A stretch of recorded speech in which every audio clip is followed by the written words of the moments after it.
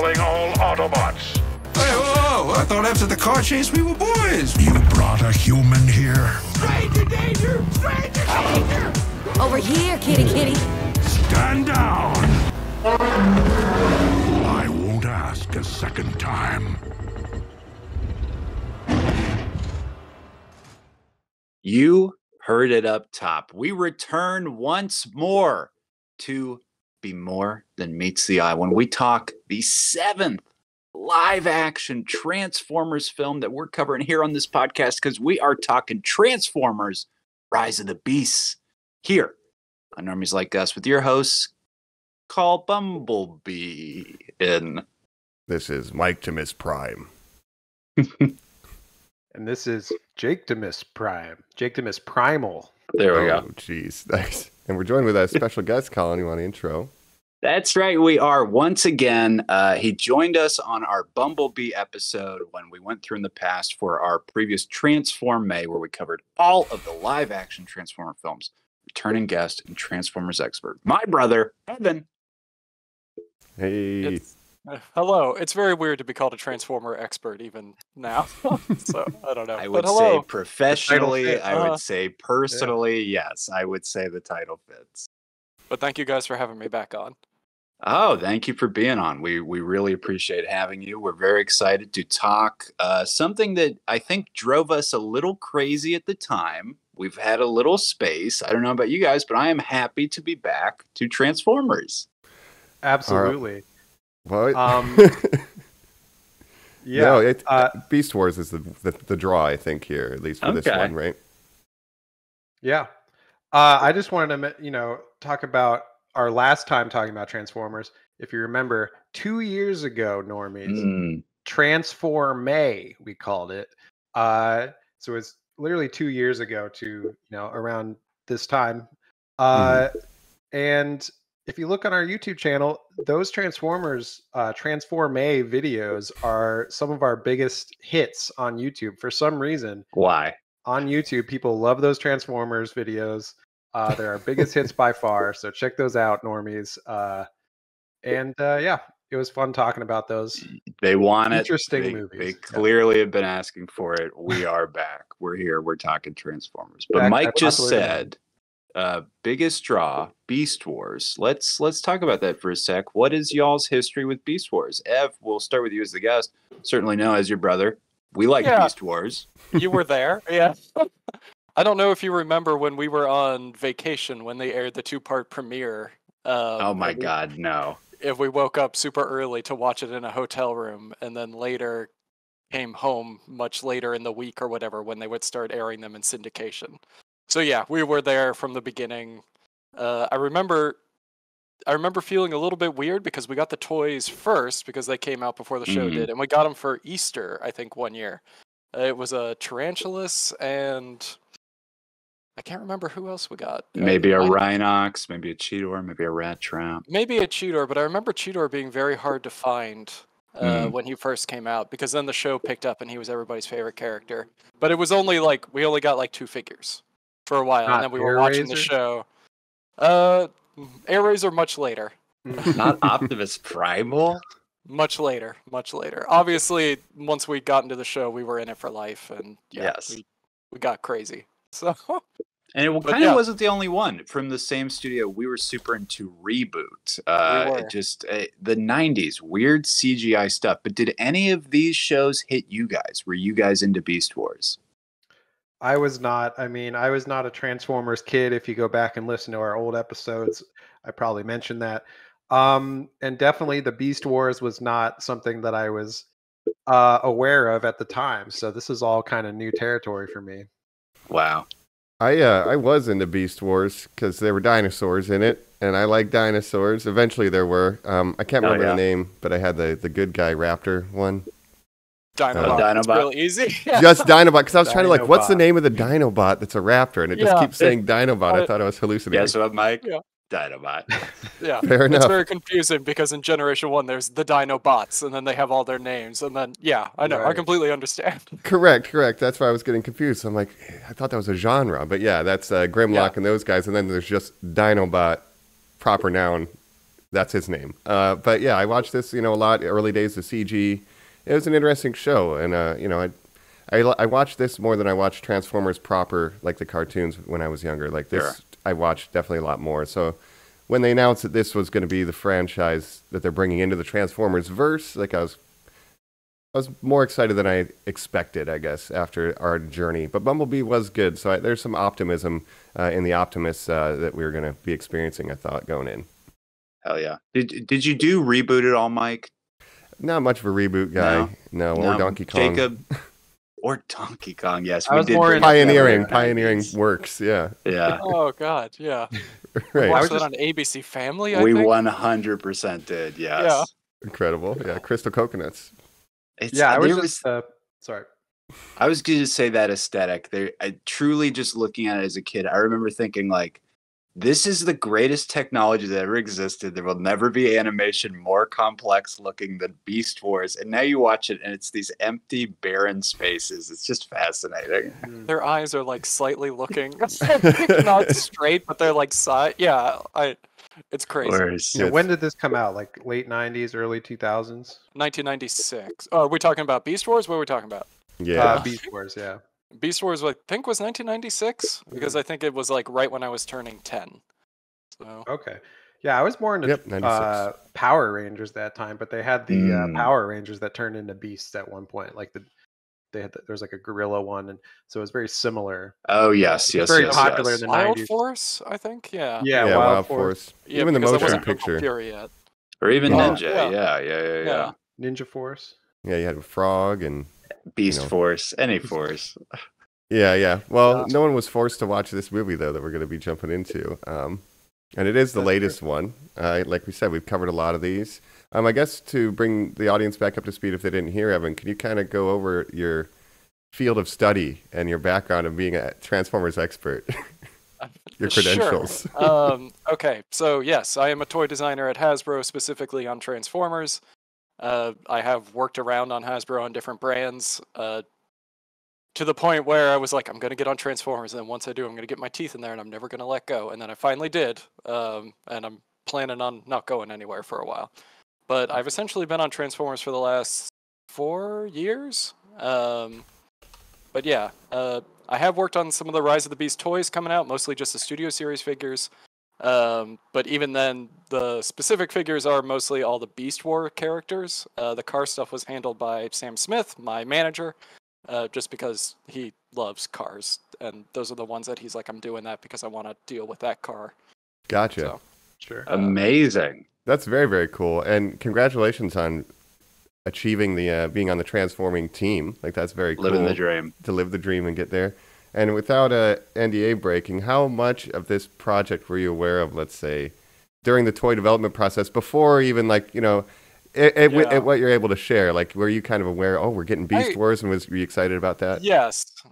So, I mean, you guys are more in the field of movies and things like that, so you know how things change drastically over time. Mhm. But Yes. when I was first hearing rumblings of this movie happening at the beginning of 2021, which was kind of when information was trickling down and we were first getting exposure to like early versions of scripts and things like that, the Beast War characters were always a part of it. So that was always intended. And I know that my team, like my director, had been fighting to get Beast into the movies much earlier in the film's franchise like lifespan, and now we're happy that they just finally got in there. I don't know if you guys are aware of this, but when Beast War characters first showed up, there was actually a huge controversy back in the 90s.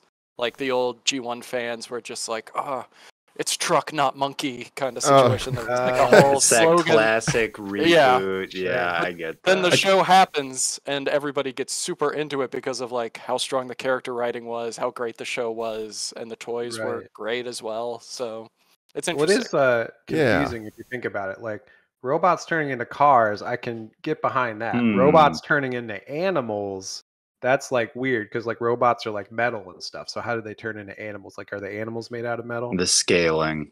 They are techno-organic. It's like a whole thing. Yeah. Okay. Yeah. Sure. Yeah, come on. Sure. It's basic stuff here, Jacob. Look, Techno-organic. I say truck, not monkey. I'm on team. I could see the truck. memes if it was today.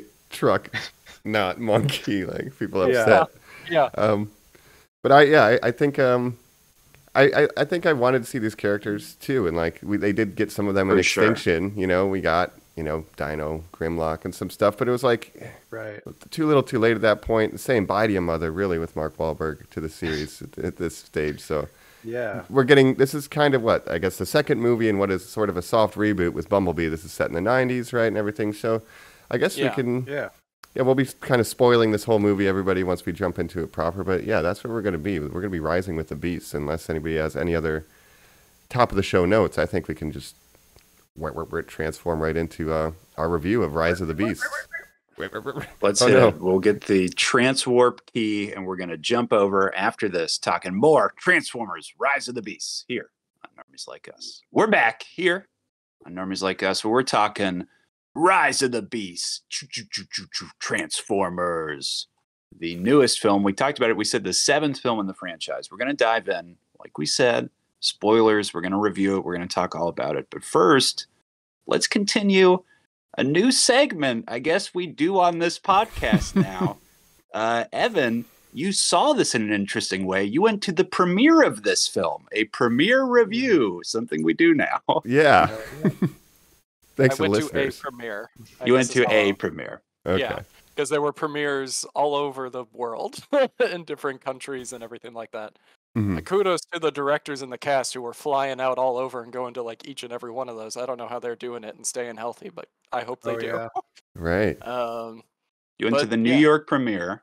Yep, we went to Brooklyn, went to the King's Theater. The director, the leads, I think I'm told everybody was there, but I didn't see them because we were kind of like rushing to get through to get our seats and everything like that.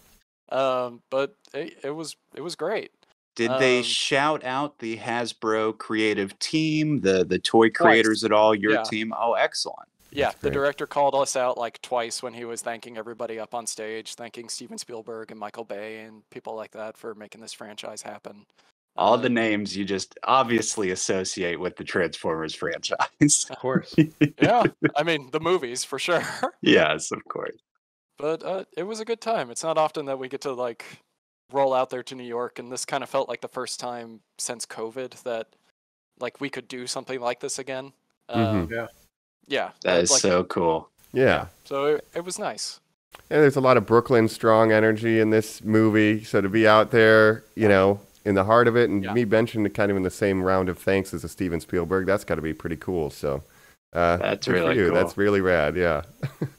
How did? It was really cool. Yeah. Yeah. So Jacob and Colin, I know you guys saw this last night. I saw it in the afternoon, but you want to share your experience also as we kind of. How did you see this? We What was the did. We conditions? did a little birthday celebration for me. Went out. Mike, Happy you were there birthday. as well. Thank Mhm. you. You went in an escape room and then had some drinks afterwards, and then went to an extremely late night viewing that I got to say was foolish. What do you say? 50%, Jacob? Yeah, it's pretty full. I mean, when I was buying tickets earlier in the day, I was like, "Oh, there's a lot of empty seats," but they did end up filling up. A I lot of wouldn't say families. it wasn't a super late. I mean, the start time wasn't super late, but it was just, I guess, late for us because we were. I turned Yeah, we're 100. I'm 100 years old now. Super How late does that time. make me then? Jesus. What's your 103. moisturized routine? Shit. Let me know the secret. Don't look a day But over. I was, 33. getting very drowsy while watching, and I had a Mm. couple beers beforehand, so it makes sense. But I was in those comfy seats, just kicking back, and I was like, man, I'm struggling to stay awake in the second half of this movie. Maybe that's due to the quality of the movie. We'll find out. I don't know. I don't love hearing that. But Interesting. Mike, tell us about a little matinee experience. How was Yeah, that? And how was your audience size? Thanks. Yeah, I woke up, yesterday morning, and I'm like, the first thing I want to do, obviously, is go out and see Rise of the Beast. So I course. woke up. I knew we had your birthday, so I was like, I have enough time actually to catch this, and then I'll head up. So I went to a Open matinee your around- eyes. You said, "How is my friend Air Razor? I need to check in on her." Uh-huh. Yo, what's up? So I had an alarm set. It said, buy Rise of the Beast tickets. It's what I did. I went to a matinee at Regal, and it was not crowded at all. It was like maybe 15 to 20 people, and 8 of them was one group.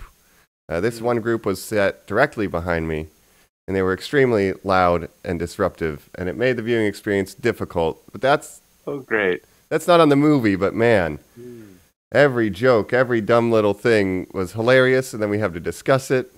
A lot of chatter going, and I wanted to get up and move, but then that's a sign of weakness, and I didn't want to show weakness, so Hey, I just gritted my teeth and bared it. Sure.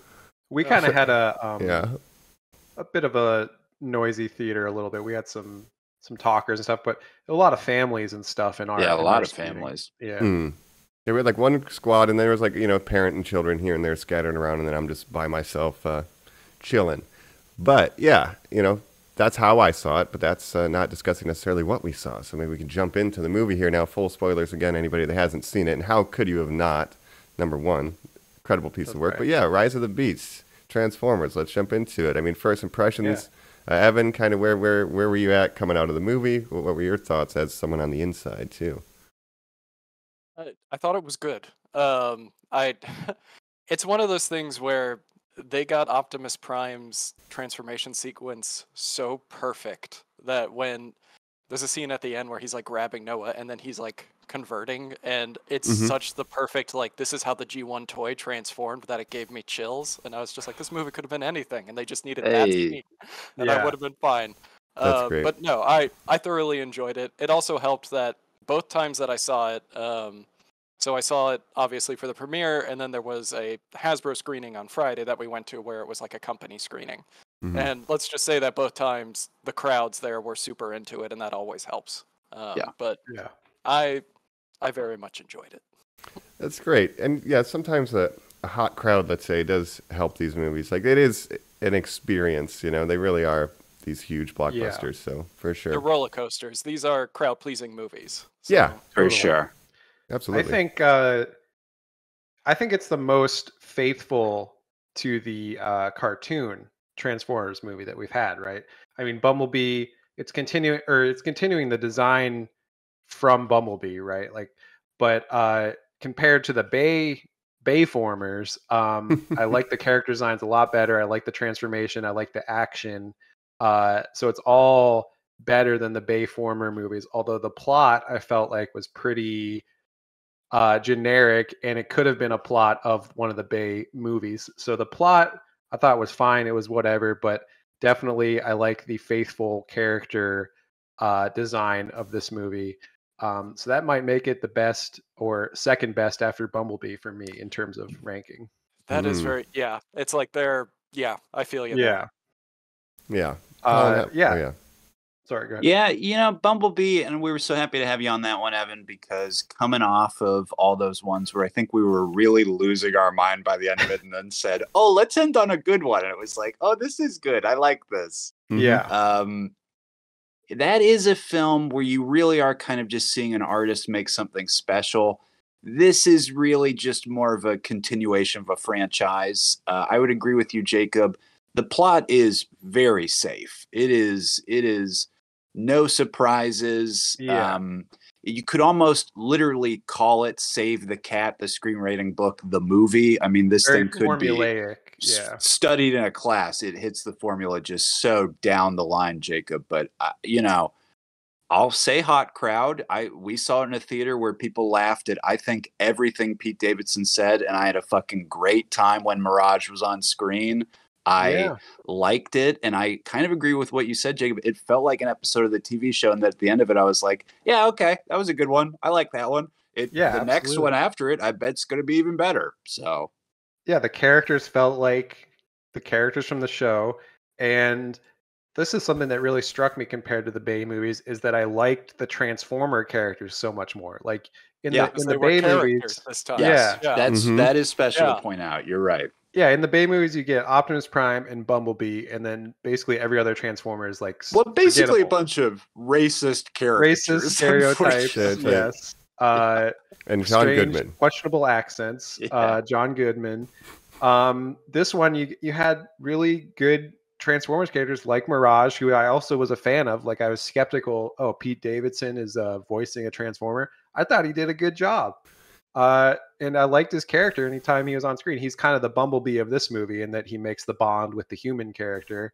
And I liked RC. I liked the Maximals. I like Scourge and the villains. So just a lot more character to the Transformers in this one, I feel like.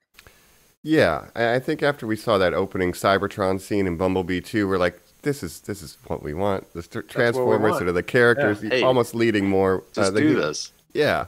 So there's a lot more characterization I do like. I'm a little sad about the lack of, let's say, involvement with Cheetor and stuff, and no Rat Trap. But what you have with Optimus Primal and stuff is good, and then the main beasts in general, it feels like the for beasts a do rise not of the rise. beasts, they're not rising that much. Other they than rise, but do they Air shine? and, yeah. Air Razor is really the most focused on in Optimal Primal, but like you said, Cheetor or Rhinox, Rhinox, yeah. But that's like a minor, considering where we've come from in the Bay movies, like we're light years ahead in as far as characterization. I think the main Transformers crew, RC, is very good in this, you know, the Volkswagen Beetle guy, or bus, you know, so I like the Transformers, and even though it's forming... Yeah, Wheeljack, thank you. Wheeljack, it's okay. Expert. Hey, like, it's very interesting how he's in this movie, and I was thinking, it's like, man, he didn't really do anything. No, I he's don't like, know why he's the only one out of the crew that was kind of like, he just shows up in Peru, and then he's him there. in the plane one. What was the plane name? Stratosphere. Stratosphere. That's right. He's in about 35 seconds of this. He's a mode of transportation. So. That's right. And looked cool, and I don't know. Yeah. It's the one time where they can't fight their Michael Bay instinct to be like, what if we gave them facial hair or something? Where you're like, no, just like have him have like a robot face. Yeah, that was very like Age of Extinction last night or whatever. Yeah. I can't argue against that because G1 Transformers did have facial hair. Like Alpha Trion had like a beard, and it's like, why? Sure. Why not? Who cares? Yeah, we're talking about transforming robots from space. You know, it's okay. Exactly. Yeah, let's chill. They can look like anything. They can be anything. They could be an animal. And I thought that the Maximals did look good, like this fusion, like even the way they speak and stuff. I was super nervous at the end, Mike. I was like, are they not going to transform? I guess that's cool. But then when they did, I was like, yeah. I was nervous about that too. Yes, I was wondering about that because the Autobots, you know, they always go to human form when they're talking and stuff, but the Maximals, they're just talking as animals, but they don't transform into human mode until the end when they're fighting. And we never saw Air Razor even get to transform to human mode, right? Is that similar to the cartoon, Evan or Colin? Like, they spend a lot of time conversing as the animals in that show too. There's a lot of plot development happening there, so that tracks too. So I'm here for it. They kind of had to in the show just because there was a whole MacGuffin that the planet that the pre-Earth that they're on is covered in raw energon. So if they're in robot mode for too long, it shorts them out. So beast mode protects them. So a good chunk of the show has them in beast mode, and they're conversing as beasts. That's right. What's fascinating is in this movie, it might be some of the first time that you actually see the Autobots talk in vehicle mode. Which was something that was kind of rare to happen in some of the Bay movies. And here you're seeing Mirage and Optimus converse all the time. And they're so dumb, but there was one scene that I actually love when they're flying inside Stratosphere and they're in robot mode and they're sitting and they're talking. And part of me is just like, oh, if this was like one of the older Bay movies, it just would have been the cars. Just sticking in the back. But they actually, commercial. But then they put them in robot mode sitting and kind of talking, and that felt really human to me, and it's such a dumb scene to be like, oh, I love this scene, but it sticks out to me because of that. But man, we're going back and forth. Maybe we should actually talk about the actual movie. The movie itself, First impressions out of the way. Let's go. Yeah. First of all, it's 1994. That's right. A great year. Well, first off, it's 2 million years ago, I think, just on another planet. That's true. We get this prologue of what's happened with the Maximals and why they had to flee their planet. Now, real normie heads know, yes, we did Transform May, where we talked about all the live-action Transform films that were released at that point. But then, of course, in a later March Madness series to wrap up our Transformers coverage, we did a little film called 1986's Transformers the Movie, the animated film. That's right. And we met a character named Unicron, who, guess what, guys? We're about to meet him right now. What did you think about seeing that guy that you guys met on that cartoon in live action right here? Wow. Amazing. I was just sad that it wasn't voiced by Orson Welles like a week from death or days away from death. A drunk Orson Welles. Yes. I'm hungry for planets. Just yeah. The voice was okay. I didn't know who was voicing him until I saw the credits at the end, but I thought it was Coleman Domingo, right? Who's been in TV, and he's more of a TV actor, I feel like, but he was in Fear the Walking Dead is what I know him from, but I thought he did a good Euphoria job. had a big breakout from there. Noted Yeah. character actor. Mike, any thoughts on this giant Galactus sort of threat? I was like, didn't I see this in Extinction? Or similar thing. But I was like, yeah. Always but a it's new like, big bad. let's go. Let's get a planet eating. I was like, yeah, I'm here for it. At this point, like, let's bring all the lore in. Like, if that's been established, let's see how you handle it. I'm here for it. Let's go. Yeah. Okay, well, real heads then, Ev. Let's pretend Quintessa doesn't exist and the cult of Unicron or whatever that madness was. Yeah. I can't remember. Right. How did you feel seeing maybe your favorite movie ever, the animated film, turn to live action in this moment? It's certainly one I've watched hundreds of times, if not for work, but for pleasure alone. It was exciting. It opens up a Pandora's box of timing, especially with the Beast Wars characters in general, which we can kind of get to as we talk through the movie, because I have theories. Because I don't know anything more than what's happening in this movie. Sure. I don't know what the plan is for the future or anything like that, but I have my own theories. Yeah. But it was exciting. He looks good. Yeah. Yeah. The designs are good in this, like, consistently Yes. for all of the Yes, characters, I think. Absolutely. Yeah. Yes. I also, unlike the Maximals, did not need him to transform. This entire time I kept thinking, this is a card you kind of need to keep for the next movie, in my opinion. Yeah. Agreed. Absolutely. And the way this movie leaves off is that, Unicron is not, spoiler alert, destroyed or killed, but he's trapped or something in another dimension. Banished to the Shadow Realm, so to speak. Nice. As the kids are saying. I have theories there, so I need to talk about that later. Please. Yeah, absolutely. Sure. So Please. But we get we're on the home planet of the Yes. Maximals. They are a race that are, of course, being hunted down by Unicron, this planet-eating threat. He goes after any energon-rich planets to absorb. It's his fuel source. Like Galactus, he's a Marvel-esque villain, right? The Hungry And Boy. he's attacking their world. They have, of course, something even more important. The transwarp key, which is this dimensional gate that allows them to travel through, and this is maybe to your theory, Evan, space and time, they do point out. exactly. Yeah. It's the MacGuffin of this movie, the Allspark, the sea. the other pointy thing that they carry in the fifth. Like, there's always a thing Yeah. that's kind of Always shaped a- like that. Yeah. The Matrix from the Bay movies was very similar, where it had like Yes. the spark Right. ends. It Yeah. looked That's a the lot one. like the Matrix from the Bay movies. But Yeah. that's it's like almost like that's part of the recipe for a Transformers movie. You got to have the pointy MacGuffin. We're gonna do some That's right. globetrotting, but there's a lot of good here with the Transformers. But they have to flee because Scourge and Unicron. That's his henchman now. We get introduced to Scourge, and I don't know the other names of the other No, henchmen. I'm not. So you have Battletrap and Nightbird, and then he has an army of Scorponauts, which was That's right. fascinating to see. Do we know the vehicle for Awesome. Battletrap? He was the kind of like tow truck. That's right. Right. Yeah, I liked the bright orange tow truck. Yeah. That's I right. liked them. I liked Nightbird.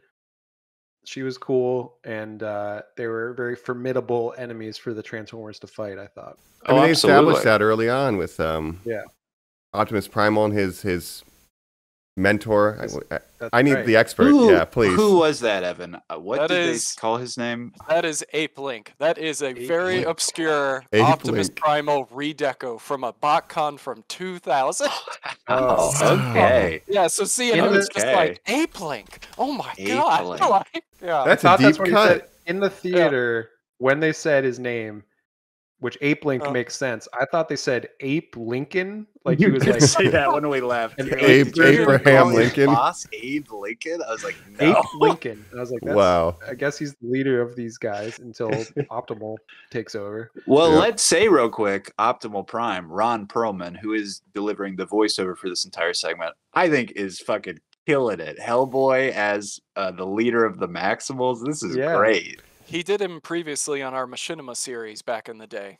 So there was a short, very short animated series that we did where he played Optimus Primal for a while. Wow. That's Cool. incredible. And he really does. But some of the scenes with him going toe-to-toe with Peter Cullen's Optimus Prime, like, it's really good stuff. You know, those two voices and these characters, I enjoyed it. Yeah.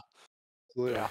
But to get to the plotting, they Scourge and them, he kills Ape-Link. Ape-Link's like, you got to get the key out of here, kid. You know, take it and run. You're the leader now. And he tries to buy him enough time to escape. And then, you know, we get a little bit of a battle. But we get our first taste of how formidable Scourge can be. Yeah, I also wanted to mention Air Razor, which is the bird voiced by Michelle Yeoh, right? Mm-hmm. She's an Oscar winner. right She's away. in everything, everywhere, all at once, it seems like, in these days. Yeah. You know? All of a I sudden. couldn't be happier though. No, absolutely. Always great. Yeah. Always adds some sort of grace to the role. The Maximals escape. They use the transwarp key. They go to a planet we all might know called Earth. And as they do that, unfortunately, the world they leave behind, we see the destruction. Unicron fully devours their world. Mm-hmm. That's right. So they're not from Cybertron. They're from a different world that's like a very Earth-like world, and that's why they look like Earth animals. Is that right? Kind of. So I think what's happening.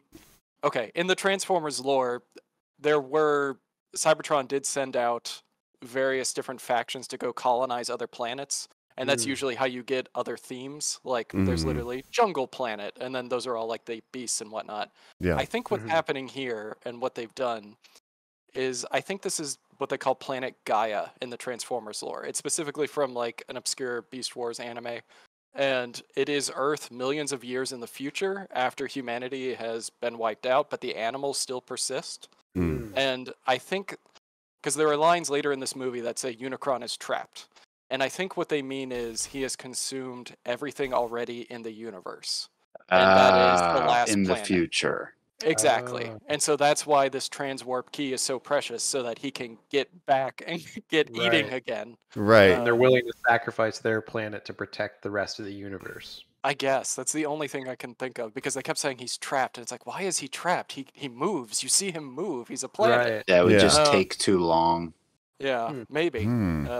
But then it's like, okay, well then how is Scourge on Earth in this time? And it's like, well, Unicron is basically a god. I'm sure he can basically open up like tiny time portals that his little minions can fit through. Yeah. But not himself, like, because he is just too freaking humongous. Yeah. Yeah, Yeah. he's I don't know. Skynet almost from A little bit. Terminator. Exactly. And that is at least my running theory. I obviously have no idea. So Something, I love something, it. gravitational distortion for an object of that mass. They can only make a small portal for a small transformer right now. multimodal But- reflection sorting. Yeah. All Absolutely. That stuff. That's what I was going to say. Then Yeah.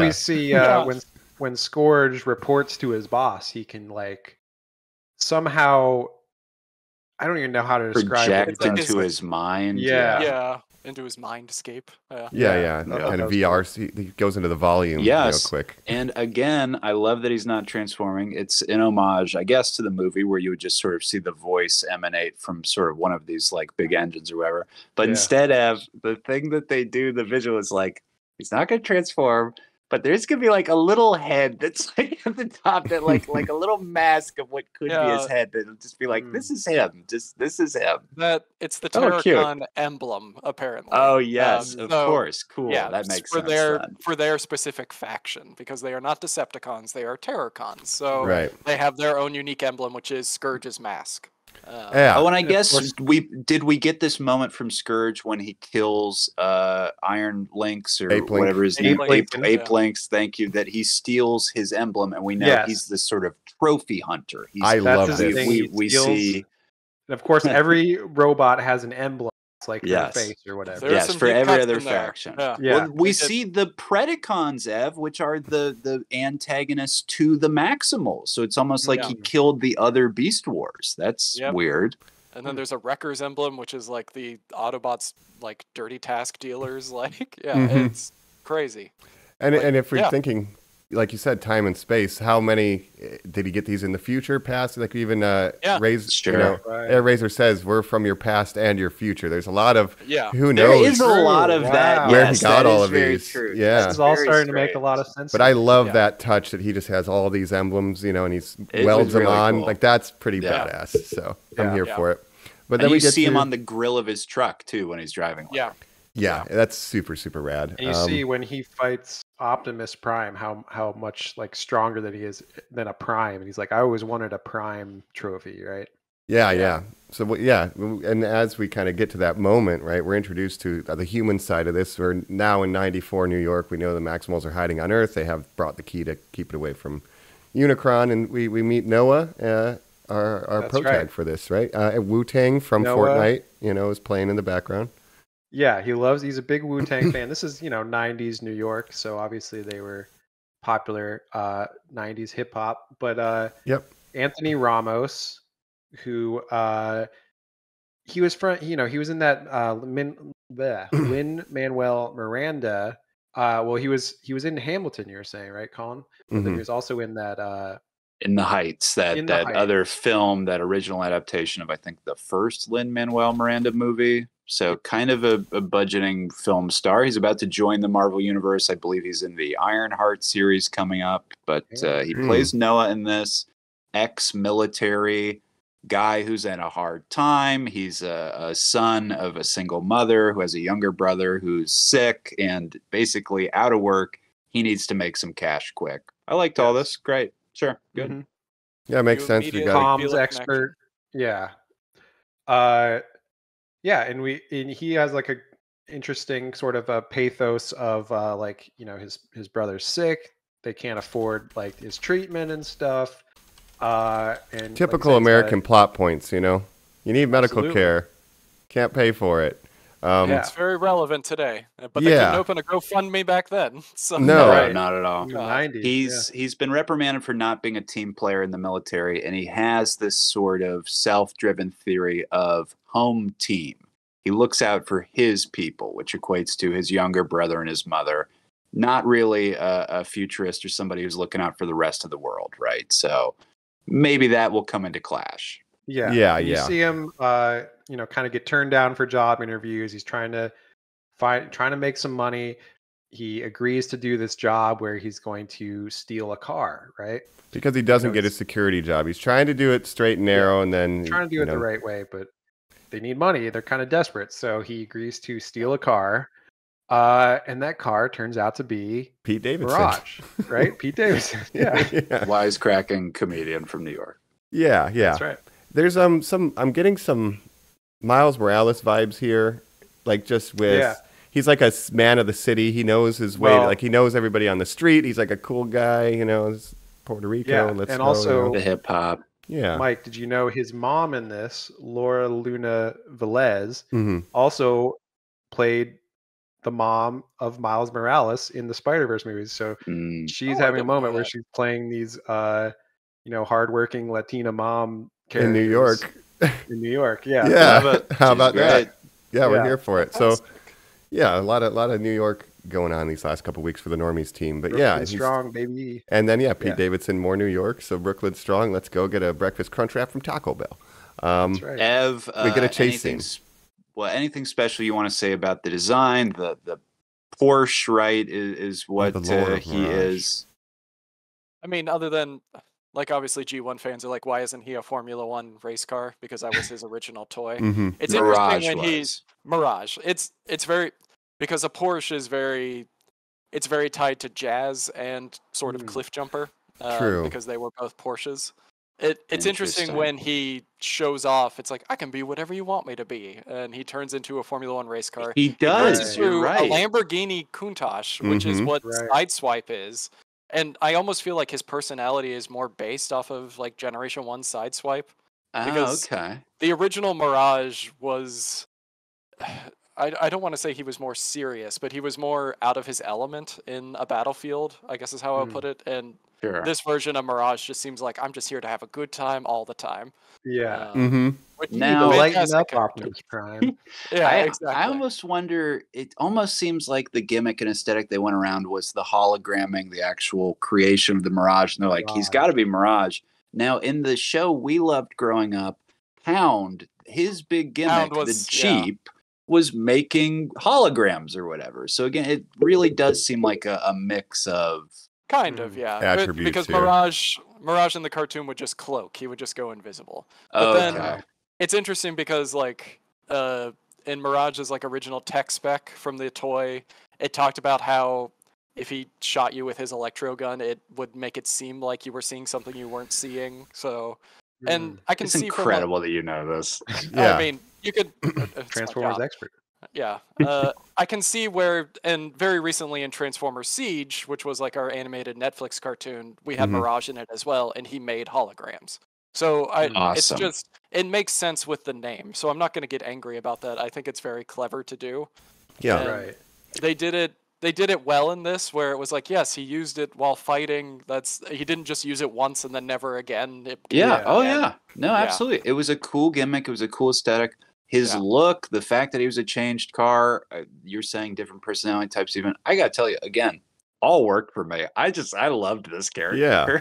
Yeah, and His- Pete Davidson again as a voice artist, like, did a good job. Like, he wasn't just Pete Davidson as a car. Like, he actually, like, seemed like he was trying. Don't you think?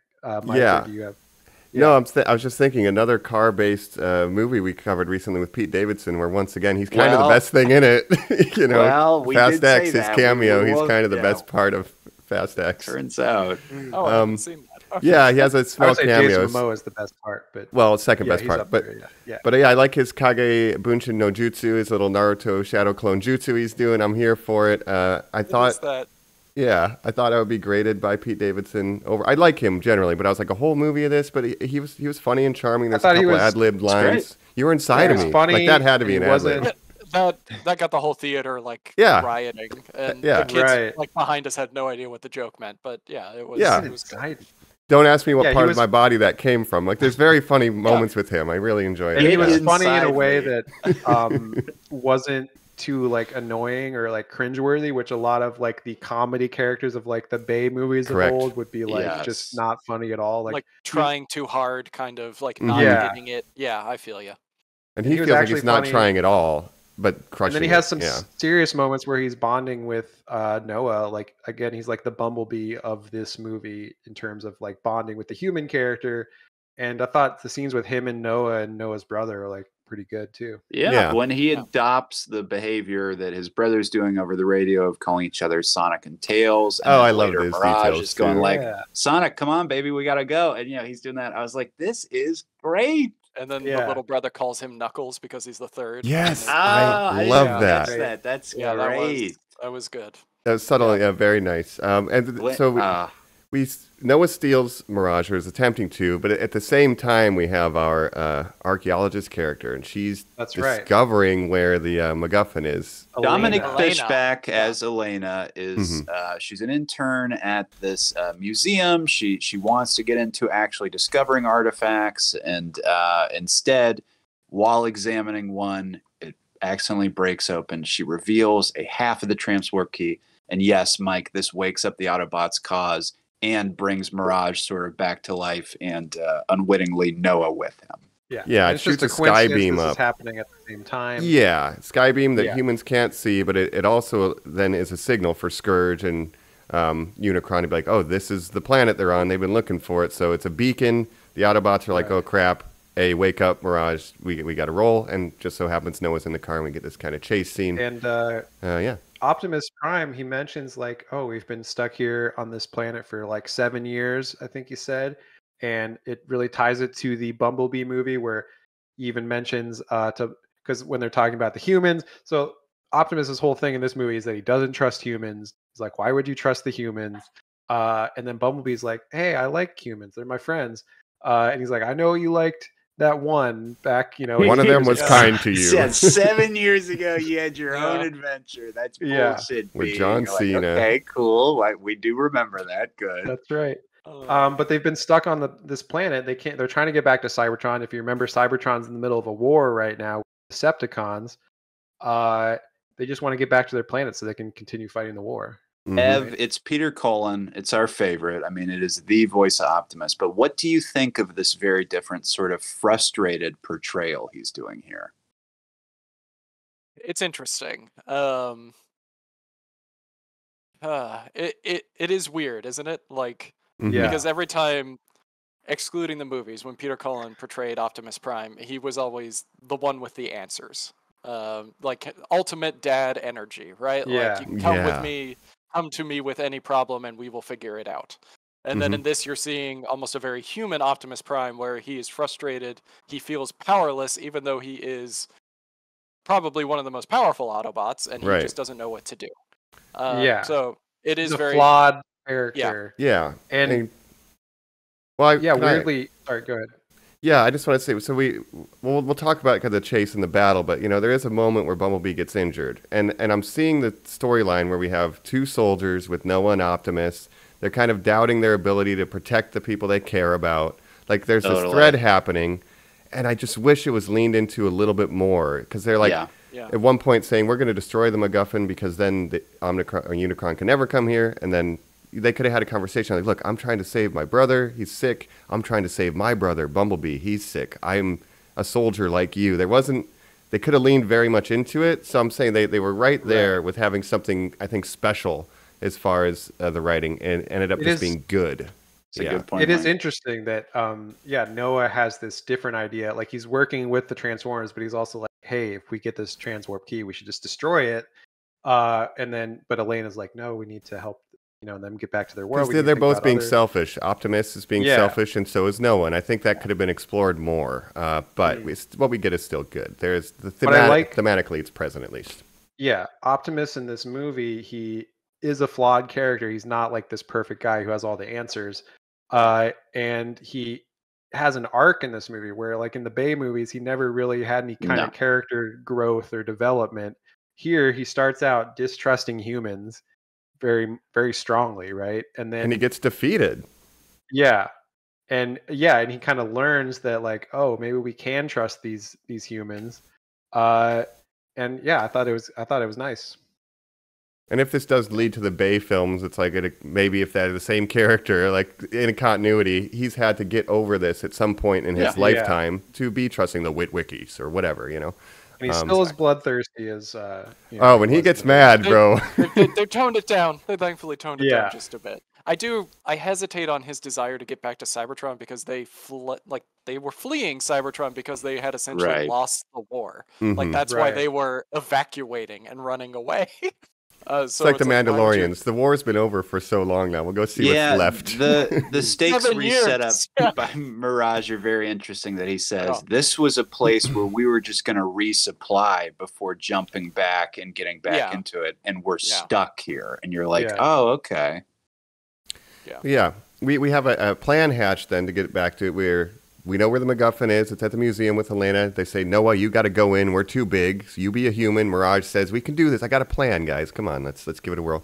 He goes in, but then as they're getting the transwarp key, Scourge and his buddies show up, and we get our first battle, and it's a poor security guard. It was his day of retirement. The next day, he gets blown up. Oh, Jesus Christ. Yeah, well, a lot of people get blown up for this. Rip. Mike, the moments where we're getting were these, the small, because really we don't get a lot of interactions between our two lead heroes, Elena and Noah. But the bit here where they're getting introduced to each other, and he just come out flat and says, like, I need that because a large talking robot told me all this is going on. I was like, this is great. And then later when she goes, wait, those ones? He's like, no, those are not the big talking robots. Those are not, I'm not with them. And that's good.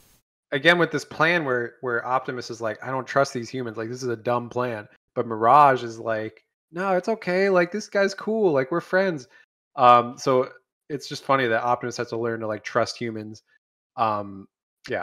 Can't you tell we have chemistry? I'm Pete Davidson. I have it with everybody, but me and this guy especially. It makes me wonder, like, if this does tie into eventually the Bay movies and it's all one continuity, what happened to Mirage?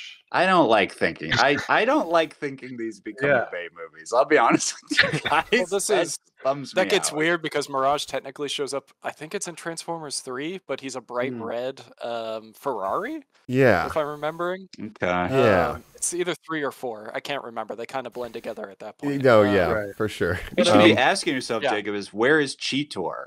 Yeah. Where are my Where's friends? Rhinox? Well, I'm hoping we see him. In the we have future. plenty of time to fill the gap between 2007 when Sam Witwicky shows up. But yeah, so we get this big battle. We see how devastatingly powerful Scourge is. Like, Bumblebee is out of commission, gets his badge taken off. Optimus is basically defeated, and then they just say, "Oh, we got the MacGuffin. We're out of here." I don't know, Scourge. Maybe you should be finishing your opponents, but he leaves them alive, and they dip out. Yeah. I think I thought Air Razor kind of bails them out. I thought they make it seem like they killed Bumblebee, right? Mm-hmm. Like Bumblebee's dead, but they do this a couple times where they kill characters or Transformers in this and then bring them back at some points. They do kind of a fake out death scene a couple times in this movie. But yeah, I liked it. It shows off, Scourge's power, and seeing Optimus fight other people and other Transformers in other movies, and then seeing him get wrecked by Scourge like so quickly. It's like, oh yeah, these guys mean business, Builds to an call effective back villain. to Yeah. very much so, but to call back to those previous fight scenes in other movies, we've said in the past, it is a lot of the times gray metal crashing into gray metal. You're never really sure what you're looking at. The sound design is just just like it eats you. Crumpled That's can, not Yeah. here. like, yeah. Yes, you're seeing distinct colors. You're seeing good It's much fight more choreography, coherent. great camera work. Yes, Absolutely. Yeah, They're the taking action is much better, I think, than the Bay movies for sure. Yeah, there's like a little bit of a page from the Marvel Notebook. It's like have distinct colors of power for each character, right? Like there's distinction, like with RC's lasers versus Mirage's stuff versus Optimus's orange, axes. Like there's clarity in design there, which was lacking in the Bay films, I guess.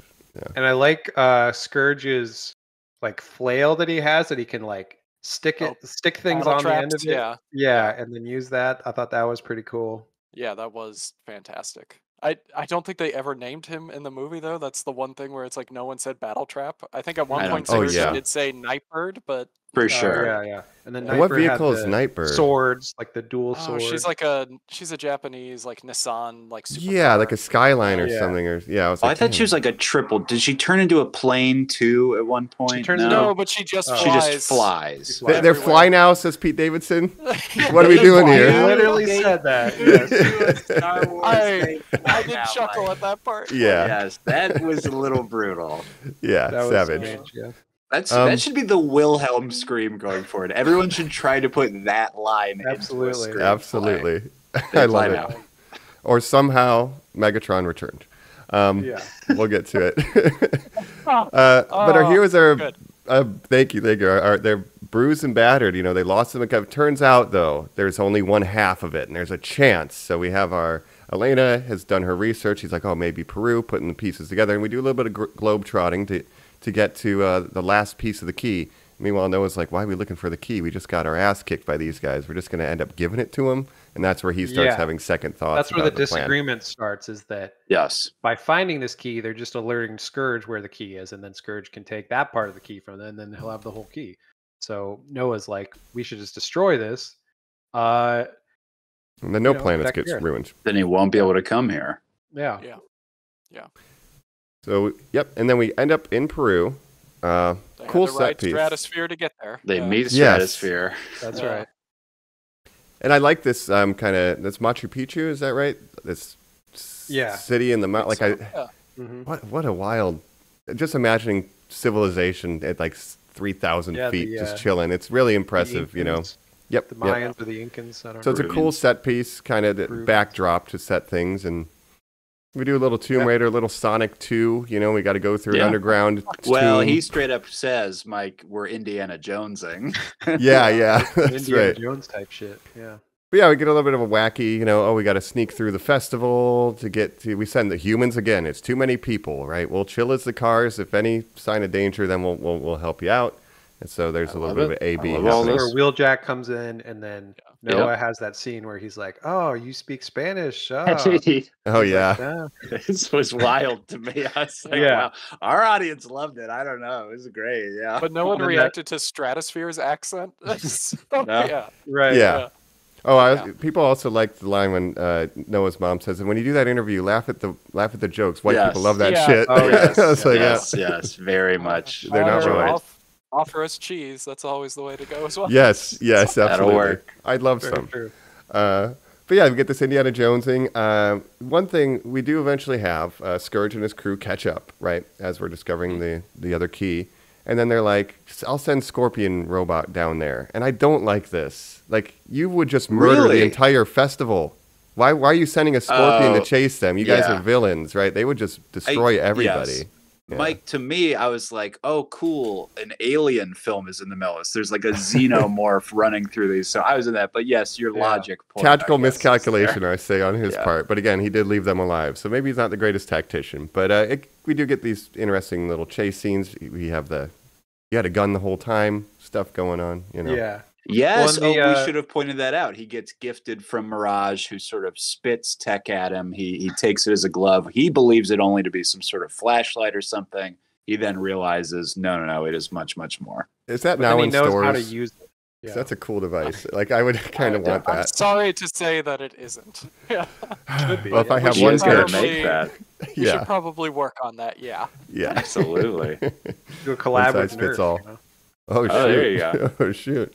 But yeah, so it's a little bit of that. Turns out we don't have the other half of the key there. It's been moved. And, Mhm. you know, the Yeah, chasing which I thought luckily was leads funny them right to when, where they need to be. But go ahead, Jacob. Just when everyone's like, we can't allow Unicron to get the key, they keep saying like, oh, can't have him get the key, and then they get the key, but then he's like, you fool, this is only half the key. We need the other half the key, which I didn't know you could just split a key in half and then hide the two parts. That's pretty smart. Yeah. I do that yeah. with my apartment key all the time. What are you talking Yeah. about? Half of it's Other under the than rock, half of it's Yeah. under the doormat. Unusable. Right. But the Autobots, during this plan, they're trying to kind of keep Scourge and the other Terracons busy so that Noah and Elena can get this key, right? And then they find out the key's not there, right? So then what happens? They're getting chased through the tunnel by the Scorponok Yes. little robots. Apologize if I'm getting the name wrong, but they get pushed out into the jungle. We make an escape, only to be confronted by Optimus Primal. Now, AirRaiser has said she believes herself to be the only one of her kind alive still at this point, but yes, we now see there is a greater maximal presence still on the Earth. Optimus Primal catches us up to speed of, we trusted the humans, we gave them the key, this was this whole deal, blah, blah, blah, blah, blah. And this is our whole thing. We're running from Unicron. Yep. We also have AirRaiser getting hit by a Scourge at this point, so she has this kind of Corruption. is Infection, spreading. And zombie virus. Loved this. yeah, and to just bring that back to the plot points with Noah and Optimus that were missed, I think that should have happened to Bumblebee.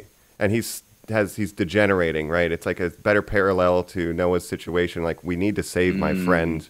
And we know what it does, so when AirRaiser gets hit by it, we're like, oh shit, again. Like, this is bad news.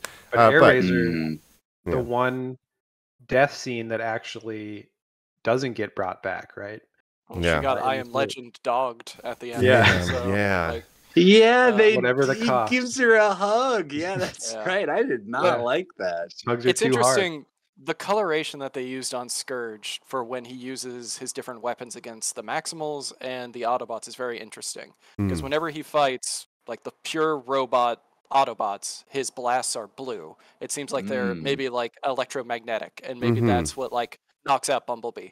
Whenever he fights a Maximal, they're orange and they just tear through them. That's probably Right. because there's maybe some organic component to that. Maybe that's how he's corrupting them. Wow. I don't know. It's a little visual thing that I noticed that it's like, oh, that's interesting. I It wonder might if be that's limited so to that cool. biology, though. You're right. And Yeah. I like that there's consideration made for that. Again, showing the continuity of like using color to explain something to the audience. Yeah, that's Yeah. pretty, And I pretty clever. loved the color of her just getting, completely rusted over by the end of it, and the eyes Yeah, she changing looked- everything. She looked badass. looking demonic Yeah. at the end. Yes. Yeah, it was very cool. Yeah. trying to fight it off. Yeah, there's some really good stuff with Which that.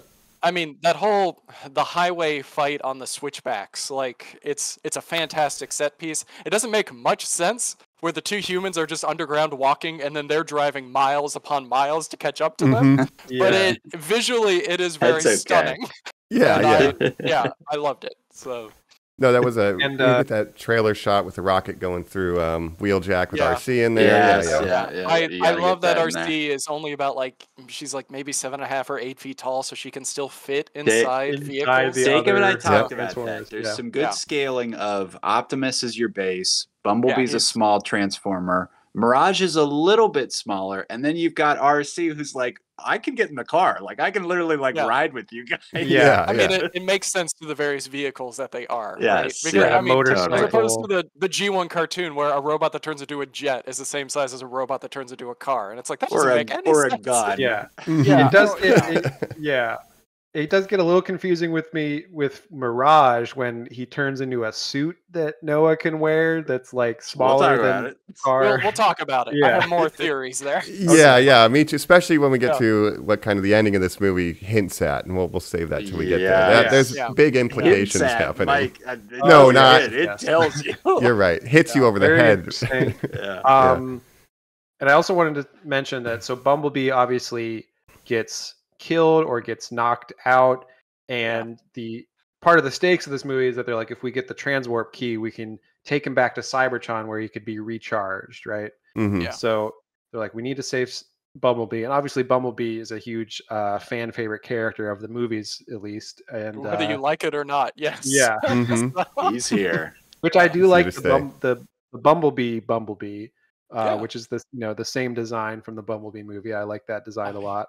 Great like blocking of colors so you can see everything. Yeah, it's wonderful. I love his design so much. Yep. Yeah. The lines of the radio stuff were good again this time. I always like it. Yeah. Absolutely. And I anticipate they're all time period appropriate, I would imagine. 90s. Yeah, I love this. Yeah, and in general, the 94 setting really worked for me. Even though I know it is kind of just an avenue for them to say like Wu-Tang and Bowser and Game Boy watching, and the E.T. O.J. Simpson trial at one point. I liked that too. The brother that was on every TV all the time at that period. So the introduction of the brother character, he obviously mentions Sonic and Tails. He says, "I just need to beat Bowser." And he talks about classic fat Game Boy. That gray and purple. He talks about Superman, so he's just dropping all these different IPs. Air Jordan shirts, like there's Mighty Morphin Power Rangers shirt. Shout out Hasbro, Yep. But so Bumblebee's here. We learned that there is some energy around here, but not enough to do anything to help him. But the Maximals have moved the key for safekeeping. They're keeping it with this indigenous peoples who've been with them for hundreds of years, kind of working together. And the guardians of the Maximals. I guess. So they kind of show Optimus you can work with humans in another underlining moment before we get to the third act. But I like all the interactions with Optimus Prime.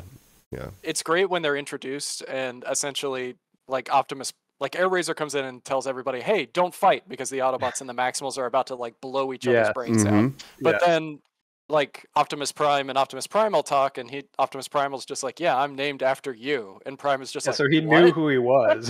It's like, what does that mean? And it's like, we're from your past and your future, and it's like, okay, more of that. Who knows? And also, like, I expected a little bit different from meeting Optimus Prime. He's thinking too. It's like this is not the Optimus Prime I would have imagined, which is an interesting thing too. I'm sure you're right. It is. Yeah, that's like a theme of the movie, right? So, correct. You're seeing this frustrated Optimus Prime again. So I don't know. I have to underline it in a Transformers movie because when they do something that makes sense for the plot and character development, it needs to be highlighted in this series. It is unique. A unique feature. They're making a movie. Wow. And there's good writing. But now what happens here? They just get attacked and basically lose the other half of the key, and then the third act is happening. Put it together and just call Unicron, correct? Now we have a ticking clock element, just like Extinction. So we have he's this coming, portal and we opening, need to stop him. right?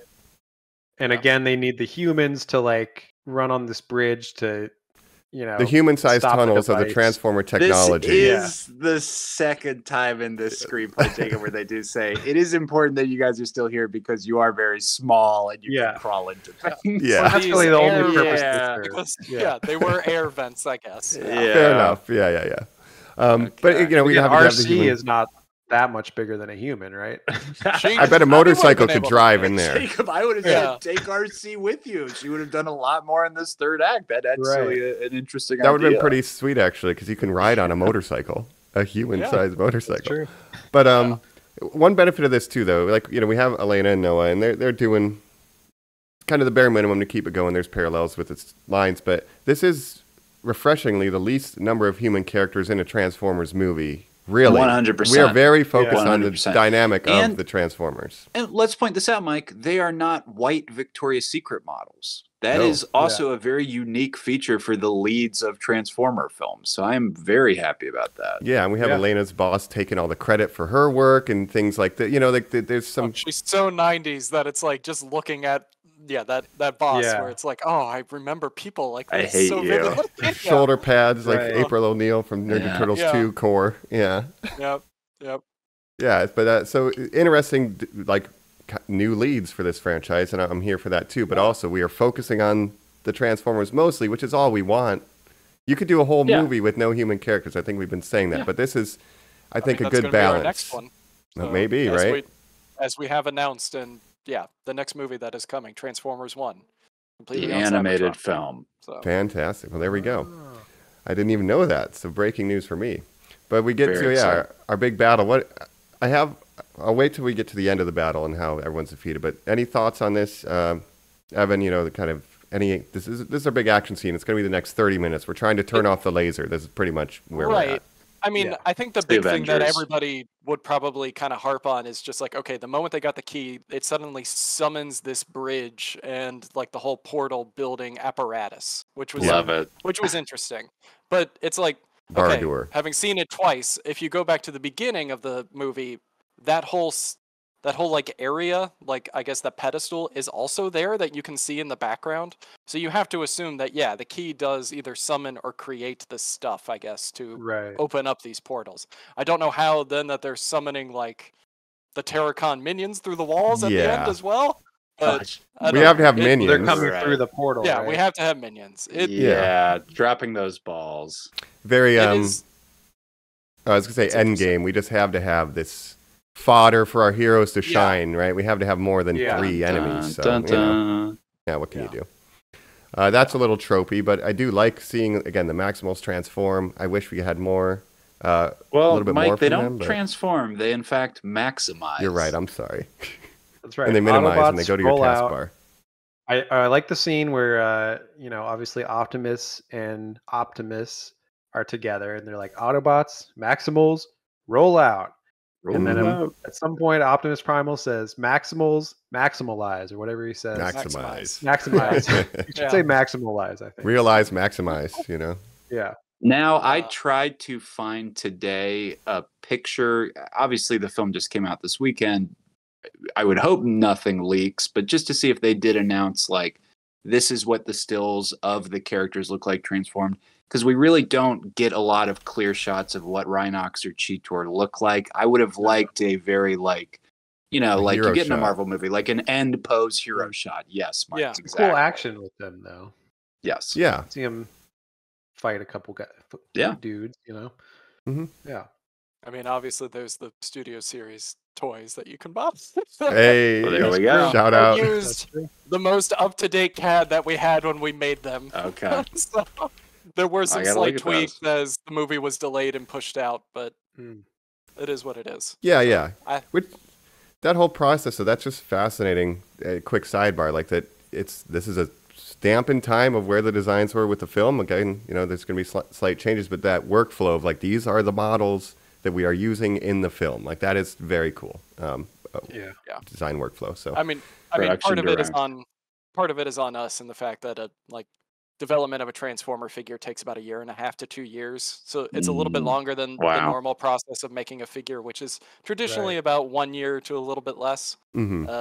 So there's when you have to make it so that it's one It has to thing be and then it can functional, transform into too. another, right? Yeah. Exactly. Oh, that's true too, Jay. It's easier in a computer to CGI it, but when you have to make a practical thing that's an it obstacle. actually works. Exactly. Yeah. But For yeah, sure. I think you guys nailed it for this final scene. It is very Avengers. It feels like a Marvel movie where it's like, okay, here are heroes against the odds. You get that hero shot of all of them standing up Mm-hmm. like on the cliff face before they rush into battle. Yep. But again, I think the action is more coherent than the Bay movies, where you can actually tell absolutely.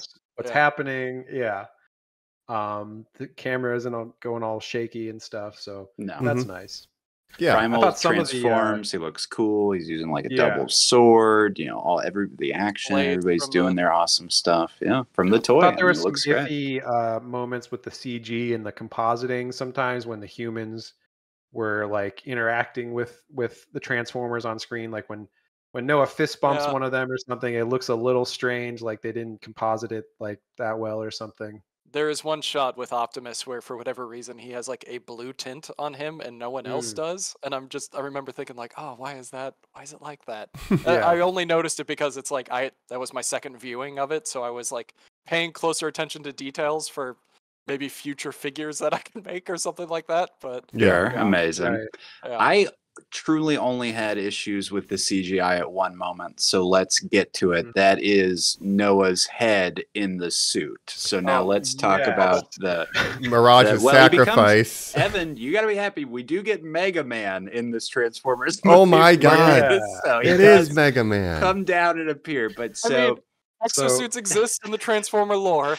And there's a whole but at the same time, so Mirage is obviously taking the hit to protect Noah, right? Mhm. Yes. Like he's Because dying. he promised he's his like, brother that I'll look after him. Yes. Yeah.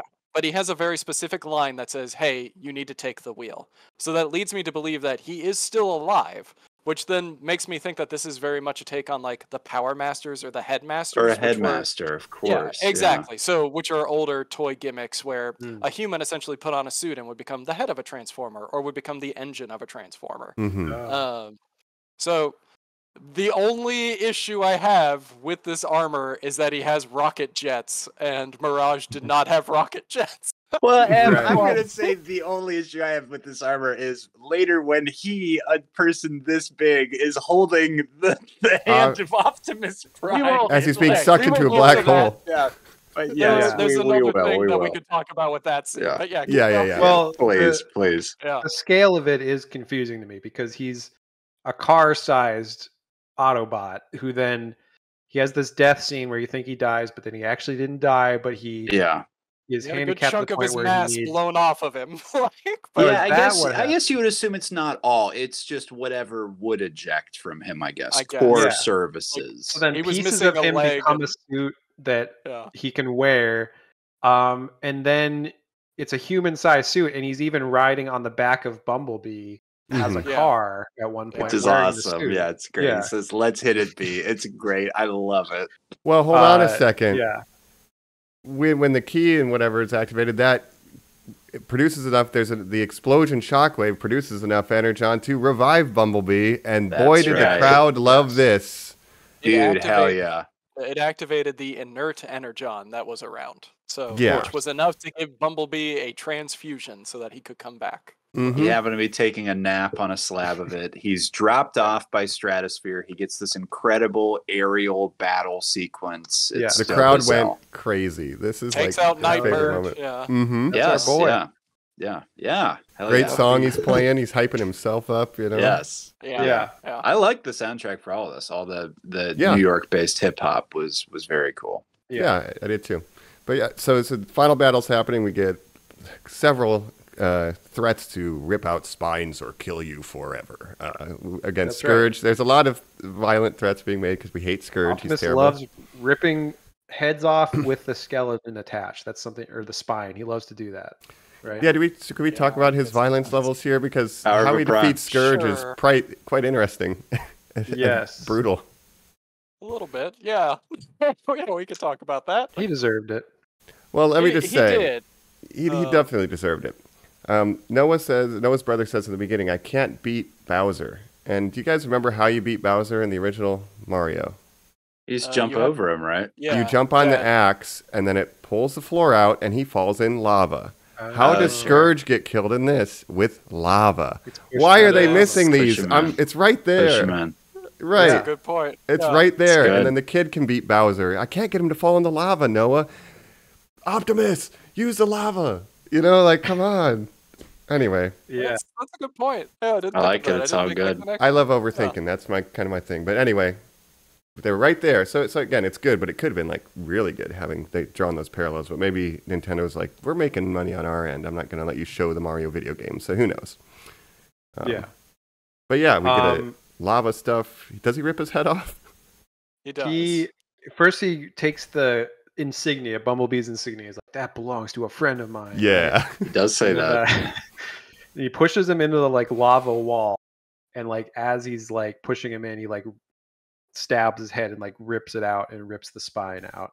Yeah. Oh, Scourge has lost his mask by this point, so we've Yes. sort of seen that he is this Very more sort of cool. organic alien creature. And we do Well- get this line from Unicron earlier of, when I saved you from your world, you know, basically implying that he came to his too. I would have liked to have seen a little more of that stuff woven into him. Yeah, he said Yeah. you could have died with the rest of your world. So basically, Yeah. Unicron ate, I mean, Made him a scored his slave. world. Yeah. Mm-hmm. I mean, they pulled a Silver Surfer, right? He became a Right. herald.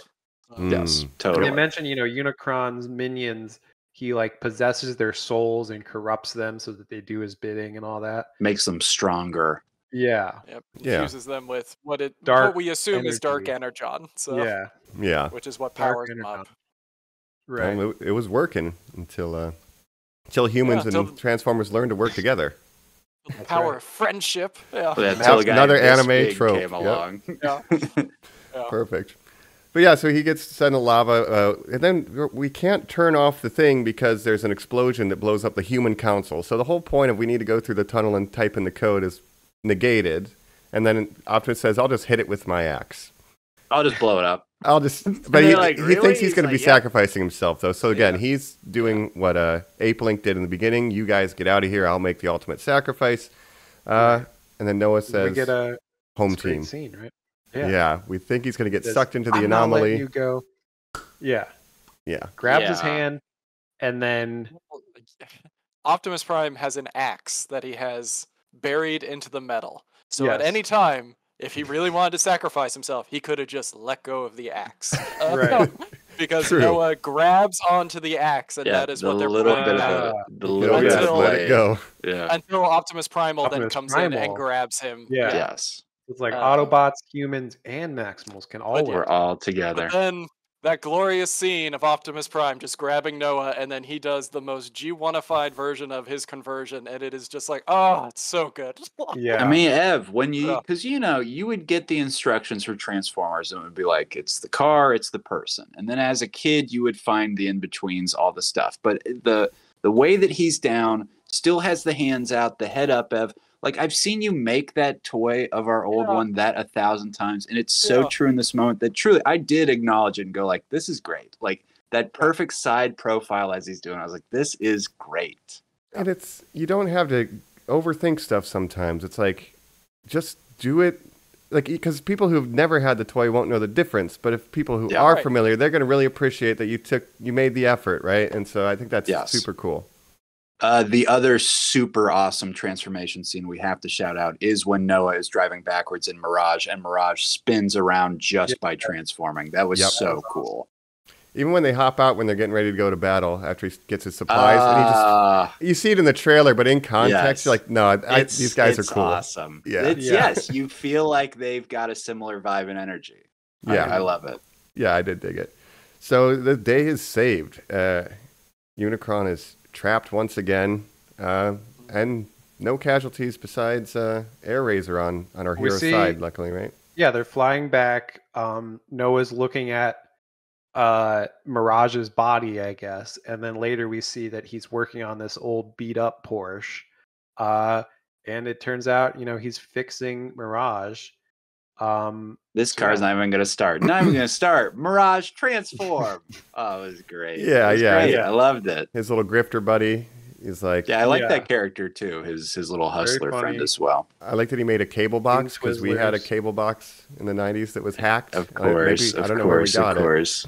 Yeah. Probably Brooklyn. My only question is, so in the beginning when they're doing this heist, right, to steal Mirage, he's like, "Oh, these rich people, blah blah blah, they don't care." Like, but who was Mirage's owner before this that they were stealing I from? think he was just hanging out in that garage, just sleeping or But they just were in specifically hibernation or whatever. targeting this Porsche to steal, though.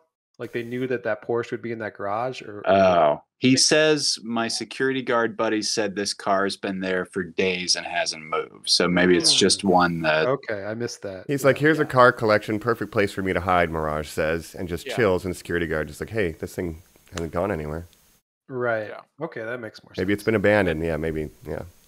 I guess now we have to talk about the final scene. Yes. So this is the big thing. The big And maybe thing. it seems like the advertising now in a post-release world has kind of geared towards, can you believe how the world of Hasbro itself as a company is opening up into a film franchise to become bigger and bigger? Mhm. We get a little cross-pollination with another Hasbro company. Now Noah goes out for another security interview.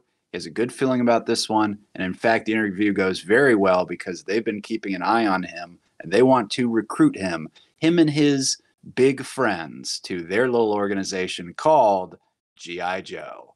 Wow. I Wow. don't know if you noticed when he turns the plaque, it says like a real hero or something like that. I didn't Oh. notice that. Yeah.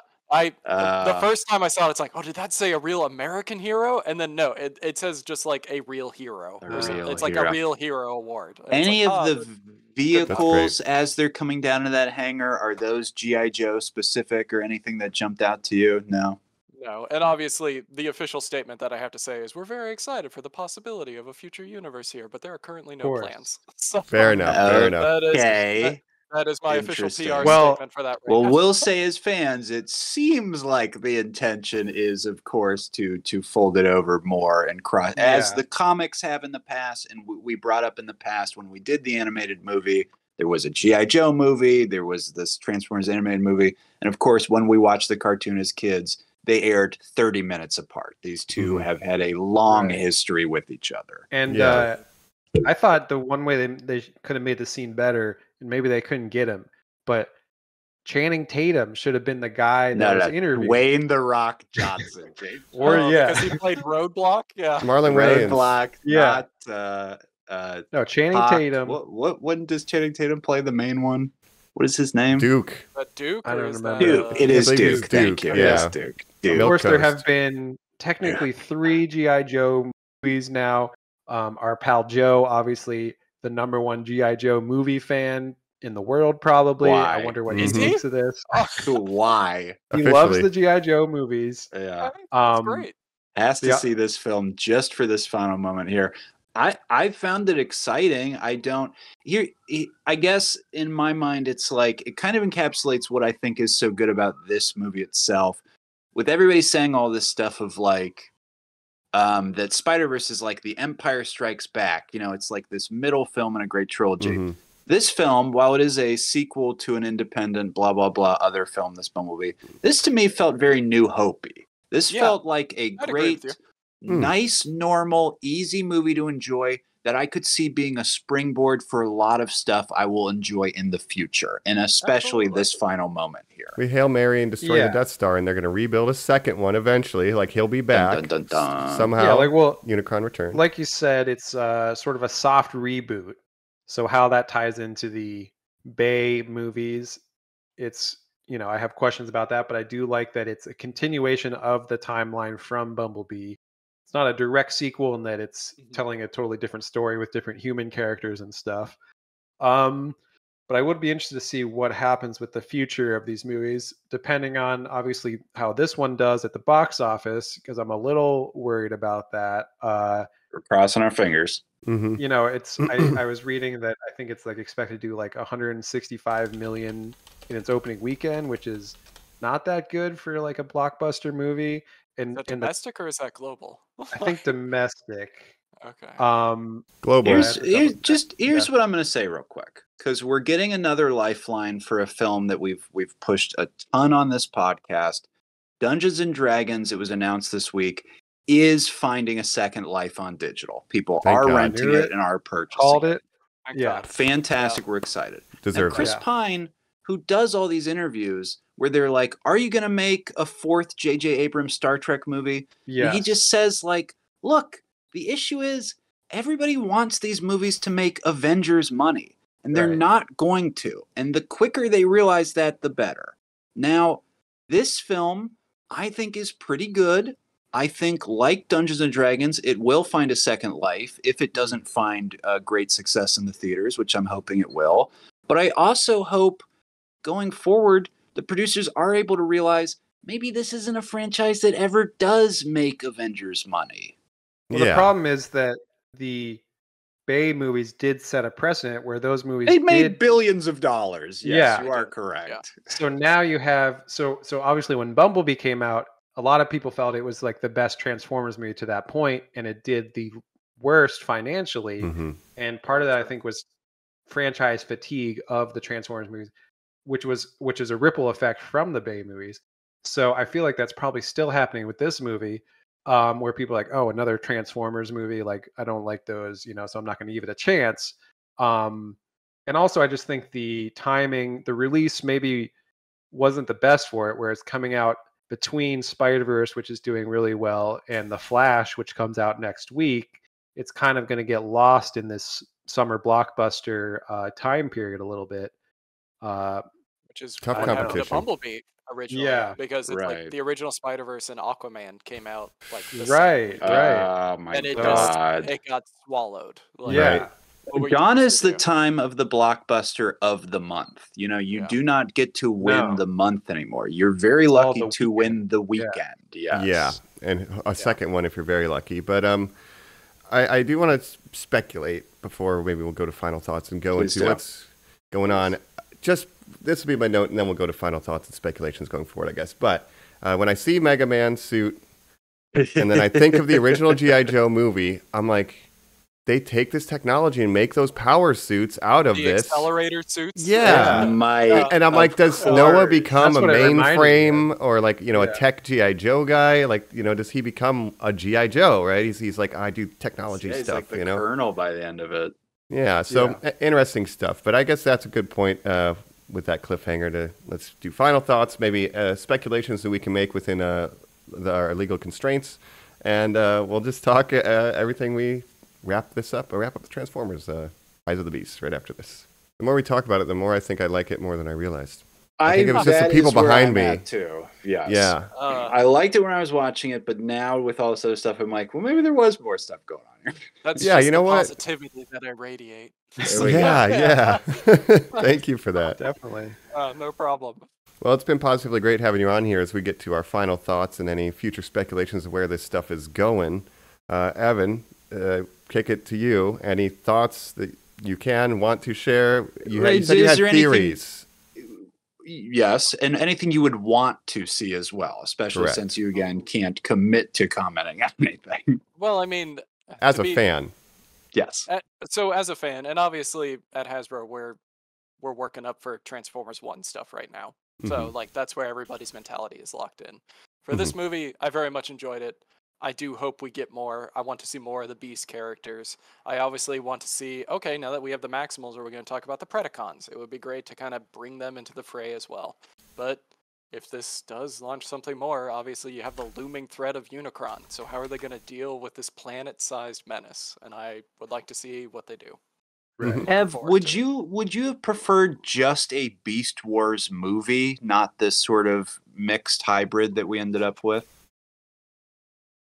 Maybe, but I don't know.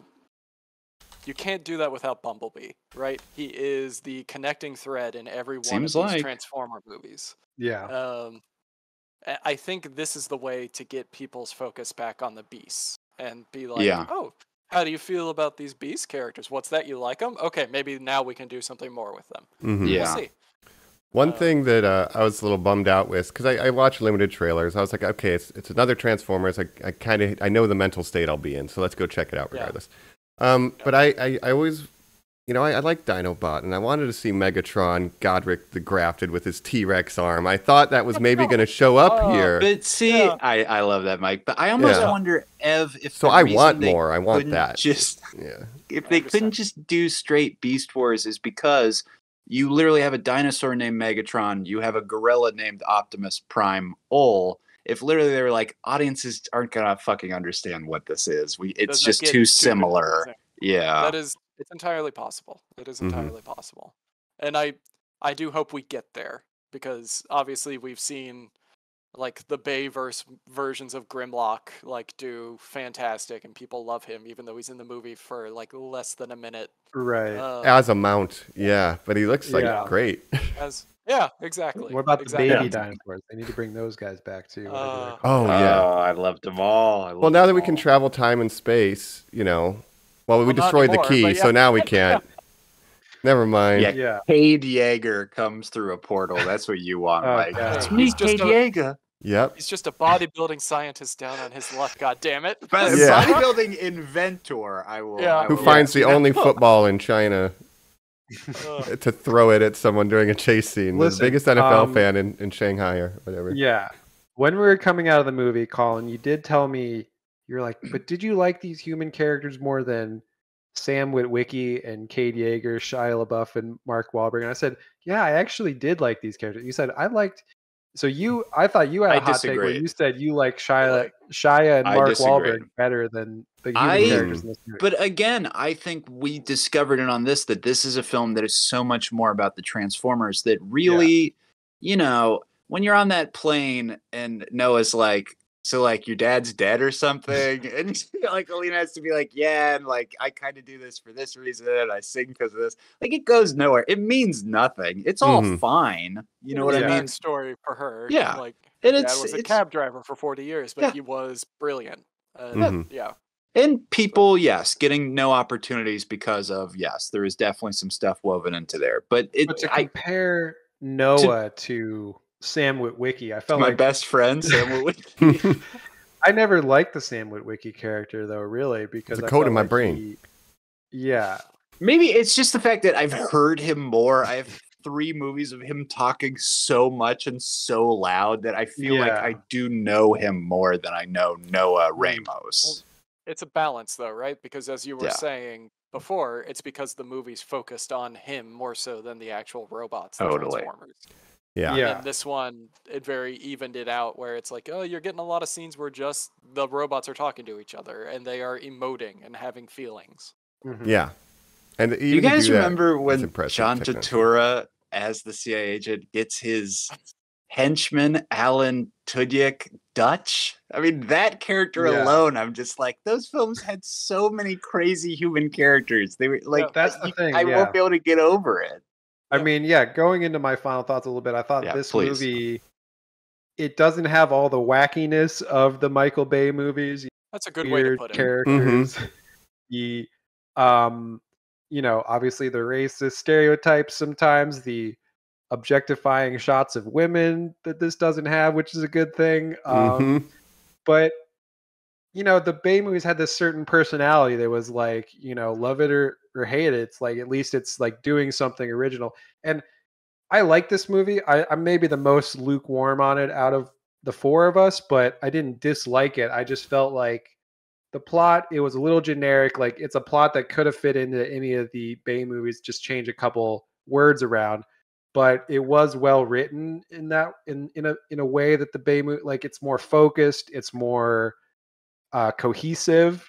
So ultimately, it's maybe the best.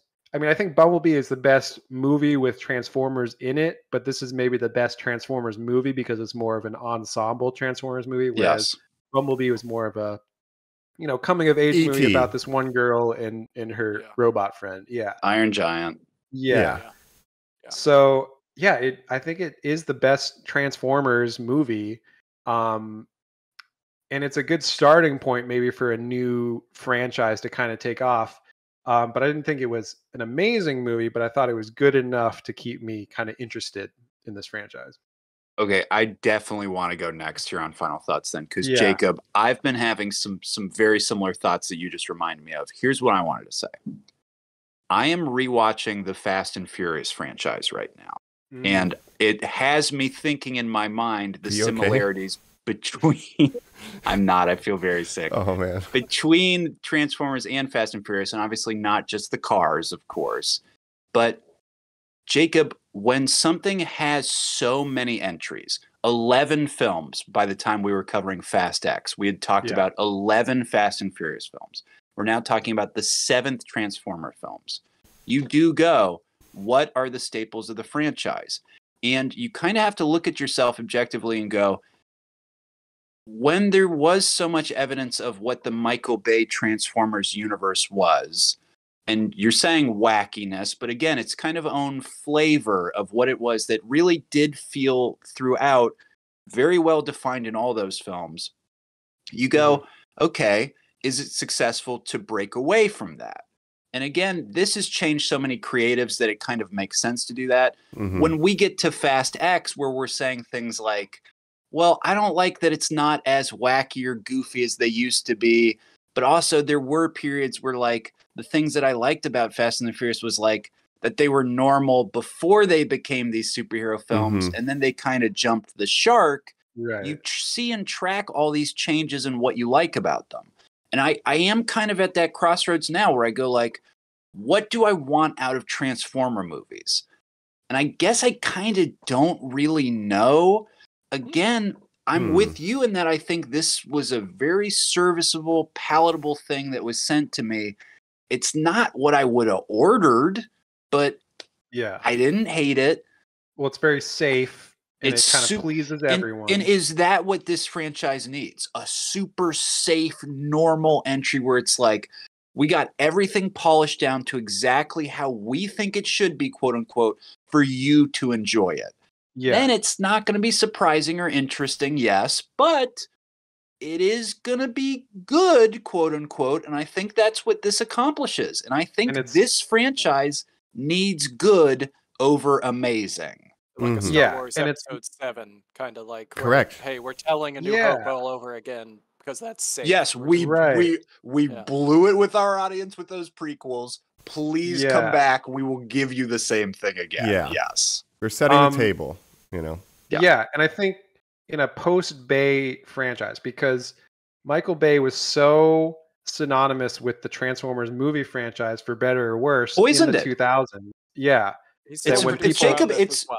It's very Zack Snyder to DC, if you think about it, because his name it's like you can't get away from it. You're like, that's this thing. The Flash is a Zack Snyder movie, and you're like, no, we're trying to get away from that. Obviously, Michael Bay still produced this movie, but it's you know, I think Michael Bay is an auteur in that he has these stylistic tendencies that show up in his movies, for better or worse. Maybe you hate him, maybe you love him, but he did become synonymous with the Transformers, where if you thought about the Transformers movies in the 2000s, you would think, oh, Michael Bay, crazy, you know, the way they transformed in those movies, like, made no sense. It was just crazy nonsense moving all over the place. This is stylistically getting away from that. And I think fans of the franchise, like hardcore Transformers fans, are going to like this a lot more, right? Because those Bay movies are very divisive. So in that way, it's definitely successful. Whether or not, you know, everyone will like this film, I don't know. Right. Well, the global appeal of a Michael Bay film is vast, where let's say an Americana throwback 1980s nostalgia thing, less of a global appeal for that type of film, or even, you know, so you're walking a line. But I guess okay, I'll just say one more thing too about that, is that I felt like the 2000s Transformers movies were very of their time. And it's interesting that they're setting these now in the past, where they're period movies, where they can kind of comment on the 80s and the 90s, instead of setting them in present day 2000s, which because they were incredibly current feeling. You are right. This one maybe it didn't age that well.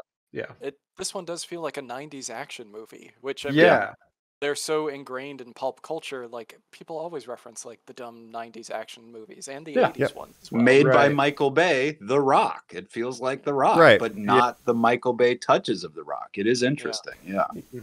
And so I guess I'll go into my final thoughts before we kick it to our expert to round it out here. You know, setting him in the 80s and 90s for this soft reboot, it's like that's the age that people who grew up with the toys were. So you're getting the nostalgia of, I remember being in the 80s, being in the 90s, and watching the show, and here it is in all of its glory. Like, I think that's the play they're making right now, which is smart. And I do like that I don't need a robot humping Megan Fox in my Transformers. I don't need a dog humping I don't need anything humping anything in my Transformers movies, Michael Bay. So I'm happy that they've gone this direction. We're robot focused. And I'm back in on the franchise that I thought I would be out on. Like, I thought Bumblebee was an anomaly, and I'm glad that this was. It's not incredible, but it's good, and it's a step in the right direction. And I'm on board for where they're going, as long as I get a T-Rex hand Megatron. But the biggest lesson I took away from this film is all you have to do to get healthcare in America is save the entire galaxy. You get the best doctors, really? Yeah, you save the world. And that's it. You don't get set up for life. You just get healthcare for your brother. I mean, thanks for saving the world. My little brother had sickle cell anemia, so I mean, it's probably going to be a while. But yeah, like seem like that's that's the bar. Healthcare. Yeah. Save the entire galaxy, and we'll give your brother the best doctor. Kind of doctors that don't ask about account balances. Oh, and wow. This is the 90s, and things have only gotten worse in the last 30 years. So not we need for healthcare for all humans. Get in here, Optimus. Tell them what's up. Yeah. We'll reform it. But yeah, I'm on board for the future. And jokes aside, well done. Kind of pivot, I think, off of some of the less tasteful aspects of the Bay films into something that's more for the fans. But Evan, our expert, you're kind of and Evan, you're like Noah. You get to join. You joined the team now. You're with the Transformers. You made the transition, right? You're one of the boys. You and your buddies. You're recruited. What are your thoughts on this as we wrap it up?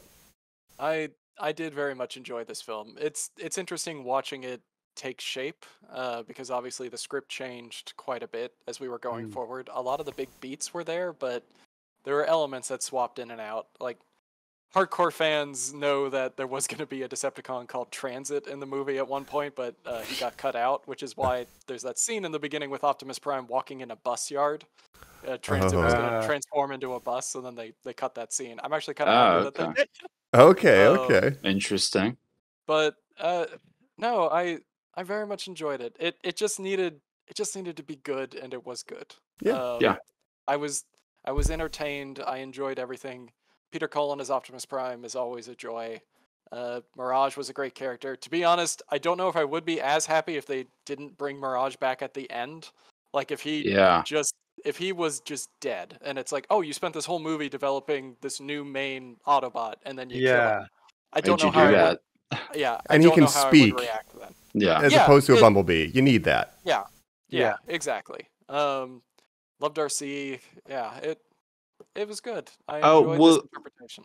Will you guys shout out your weird connection to RC real quick? Yes. Well, I was trying to explain to Colin last night. So RC is voiced by Liza Koshy, who is a online content creator. I was trying to explain to Colin who she is. She's very popular. Great. And Mike and I, through work, we both, not to dox us too much, but we work with online content creators. She started as a Viner, YouTuber, that kind of thing. And I always liked her in terms of just compared to her peers as Viners, back in the 2015 Vine era. I thought she was a really talented, physical comedian, like a Jim Carrey style physical comedy. And now doing voice work, that's interesting too. But I always thought she was really talented for a Viner, which, not to talk down on Viners or anything, but I thought she was one that could transfer to a more traditional comedy acting career. Yeah. I mean, you kind of have to. Vine is gone, right? Yes. Vine is gone, but it's been replaced by TikTok and YouTube and different ways that you can do online content creation. But she was a huge star in the Vine era, one of the biggest Viners that there were. Right? Yeah, and her to YouTube's turn still Vines huge. into voicing a robot, that's very incredible to me. Yeah, well, she's done a bunch of when she joined YouTube, she was the fastest YouTuber to get 10 million subscribers ever. Whoa. Yeah, she's a pretty big deal in the online content creator world. She has a total on her YouTube's of 3 billion total views plus. Yeah. Wow. So she, for non-traditional vector into, let's say, professional entertainment space, going through the Vines, she's done a good job. And I think with the RC, I kept thinking of those early Vines. I'm like, man, Good for you. Good for you. So shout out to Liza Koshy. Let's Good work. bring some of those eyes to this movie, please. Yeah, please. And again, just in the terms of like compared to her peers, like I always thought like she had something that she could like really become like a huge star. So yeah. Good job. And before we get out of here, should we do a Fortnite report? Anything to going out of here? Welcome thank you for to the reminding Fortnite me, report. This is Jacob's Fortnite corner. Daily Fortnite corner. Yeah.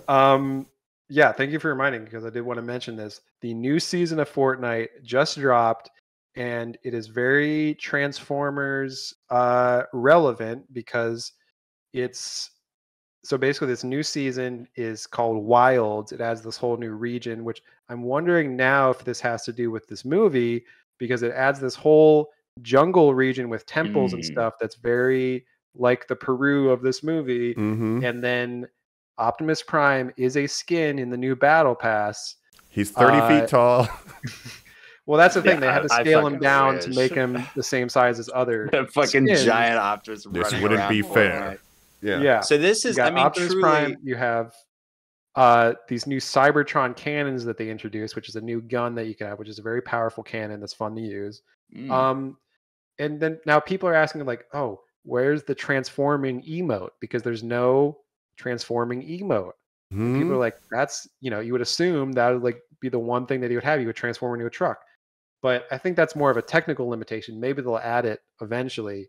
But him transforming into a truck would be kind of hard to animate, I think. And then, but now he just does like Gundam style, or he does the gritty. He has does little dances. He has a okay. You're gonna have to look those up. He has a custom emote where he turns his arm into a cannon. Oh, cool. Which is cool, but it would be cool to see a full truck transformation. But then people are going to want that to be a traversal emote because there's certain emotes where you can move with them. They're called traversal emotes.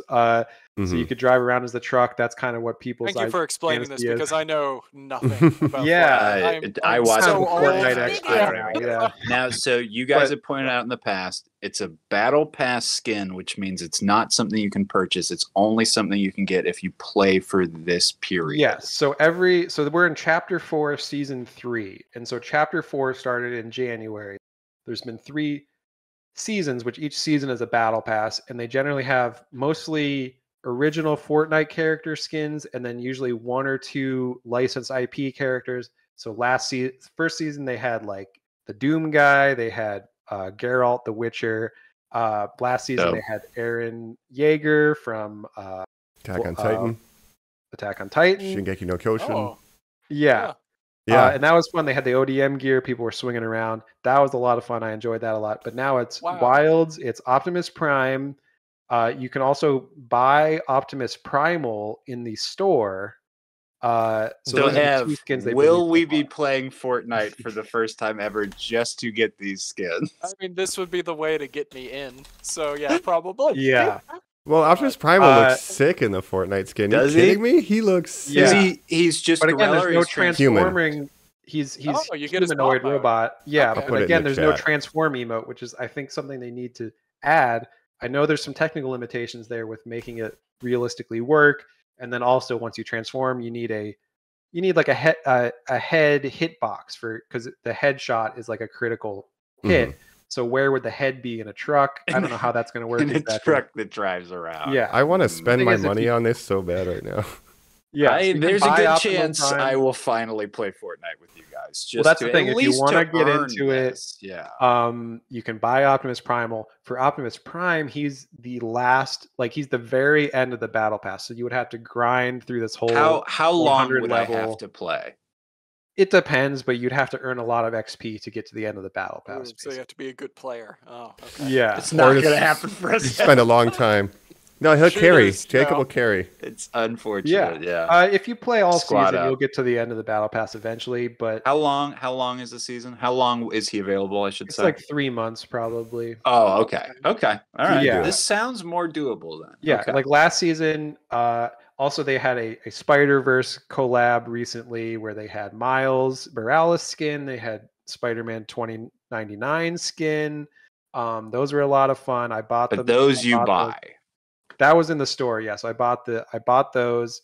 They also had they had Gwen in a battle pass at a previous battle pass. Wasn't able to get her, unfortunately, but a lot of cool stuff going on in Fortnite. I love these licensed IP collabs. I'm kind of a sucker for them. I don't care. It brings eyes to it again. The trick with the Viner lady. I want Transformers: Rise of the Beast to be doing all of these because I would be happy if people saw this and the film was a success. So fingers crossed. Yeah, I mean, the next subtitle, logically, if we Across the Spider-Verse into Rise of the Beast, Beast Wars is a subtitle that we should be getting at some point. Like, come on. That would be dope. Transformers 8, the Beast Wars. Yeah. Yes. My big that hope would be where they probably bring the dinos in. Yeah. That would be dope. I want the next one to be very Star Warsy. I want the whole thing to be, they start on Earth, they go, this robot we're getting in is a rocket. He's going up there. We're all going to fight Unicron, and that's the whole fucking movie. Yeah. Yes. Yes. That would be awesome, Ev. That would be dope. Find a time MacGuffin, get Grimlock and those fools out here. We need everybody. Yeah. Or you Empire and you lose, and then we need to get everybody, and that's the third movie. We're getting everybody who can help, right? Yeah, Transformers: Rise of the Beast. Evan, thanks so much for lending your expertise and your time to this. Really appreciate it. I learn a lot every time. Yeah. You need to make more Transformers movies so we can have you on more. Yes. I never thought I would say that after we did the Transform A, but man, I'm back in. Here's how bullish I am now. We were so depressed after Transform A, Mike, but in the same way that like the Sonic films now can go like, yes, Sonic 3 is greenlit, but also the Knuckles spinoff. I want to hear Paramount going, the Mirage series is moving forward. It's going to tie into Bumblebee 2. Like, I want them to go all in on all this shit. So, it is fingers interesting crossed. because, like, originally, like, the plan way back in the day was Bumblebee movie, and then there would be a standalone Optimus Prime movie. But then that never happened. Interesting. Yeah. But I agree. It would be fun to do another one, like an in-between movie before you do like the big war movies. Even this film really felt like it set up an Optimus Prime solo movie. I could really see that coming after this. They need to make those like as soon as possible because we don't know how long Peter Cullen will be around for, and I don't know what happens after. Don't say that. Not to bring us down, but what do they do with Optimus Prime? He's doing fine. He's still doing conventions and everything, and he's like happy and going for it. So. Yeah. God bless. Well, hopefully he'll keep doing it for a long time after this. But hopefully. But thank you guys for having me on. This was great to talk about this movie. Yeah. We appreciate it so much. As always, hit us up at normies_like_us where you can rate, review, subscribe. Leave us a comment. Leave a question for Evan. We'll pass it over to him if you want to ask something about specific beasts that were in this movie. Shit, absolutely. Let us know. Ev, anything you want to plug at all? I have an Instagram. It's Nave Scorb. It's my name backwards. If anybody wants to reach out to me on there, I usually post stuff for Hasbro. Usually some development stuff on how figures come to be and whatnot. I try to be good about answering people's questions when they reach out to me on there. So if you want to, please by all means. Make sure to continue to check out Hasbro Pulse for daily deals on Transformers and what's going on with Deathsaurus and the HasLab over there. Hopefully we have a few drops coming that way. Other than that, I guess look forward to us at San Diego Comic-Con. I think that's the next big thing that we got coming. So, love it. And see this film and buy these Studio Series Rise of the Beast figures. Please. Yes. Please and thank you. Yeah, absolutely. Really great design. All right, otherwise, we have been your hosts. This is Call Bumblebee and Mike the Miss Prime. This is Jake Lincoln. Special guest. Jake Graham Lincoln. Just go with Evan Bot. That's good enough. There we go. All right. Well, thanks, Transformies Like Us. We appreciate all you listening, sticking around, and we'll catch you on the next episode. All of till us together. All are one. Yeah, till all are one. Till all are one. I'll Home team. take your face.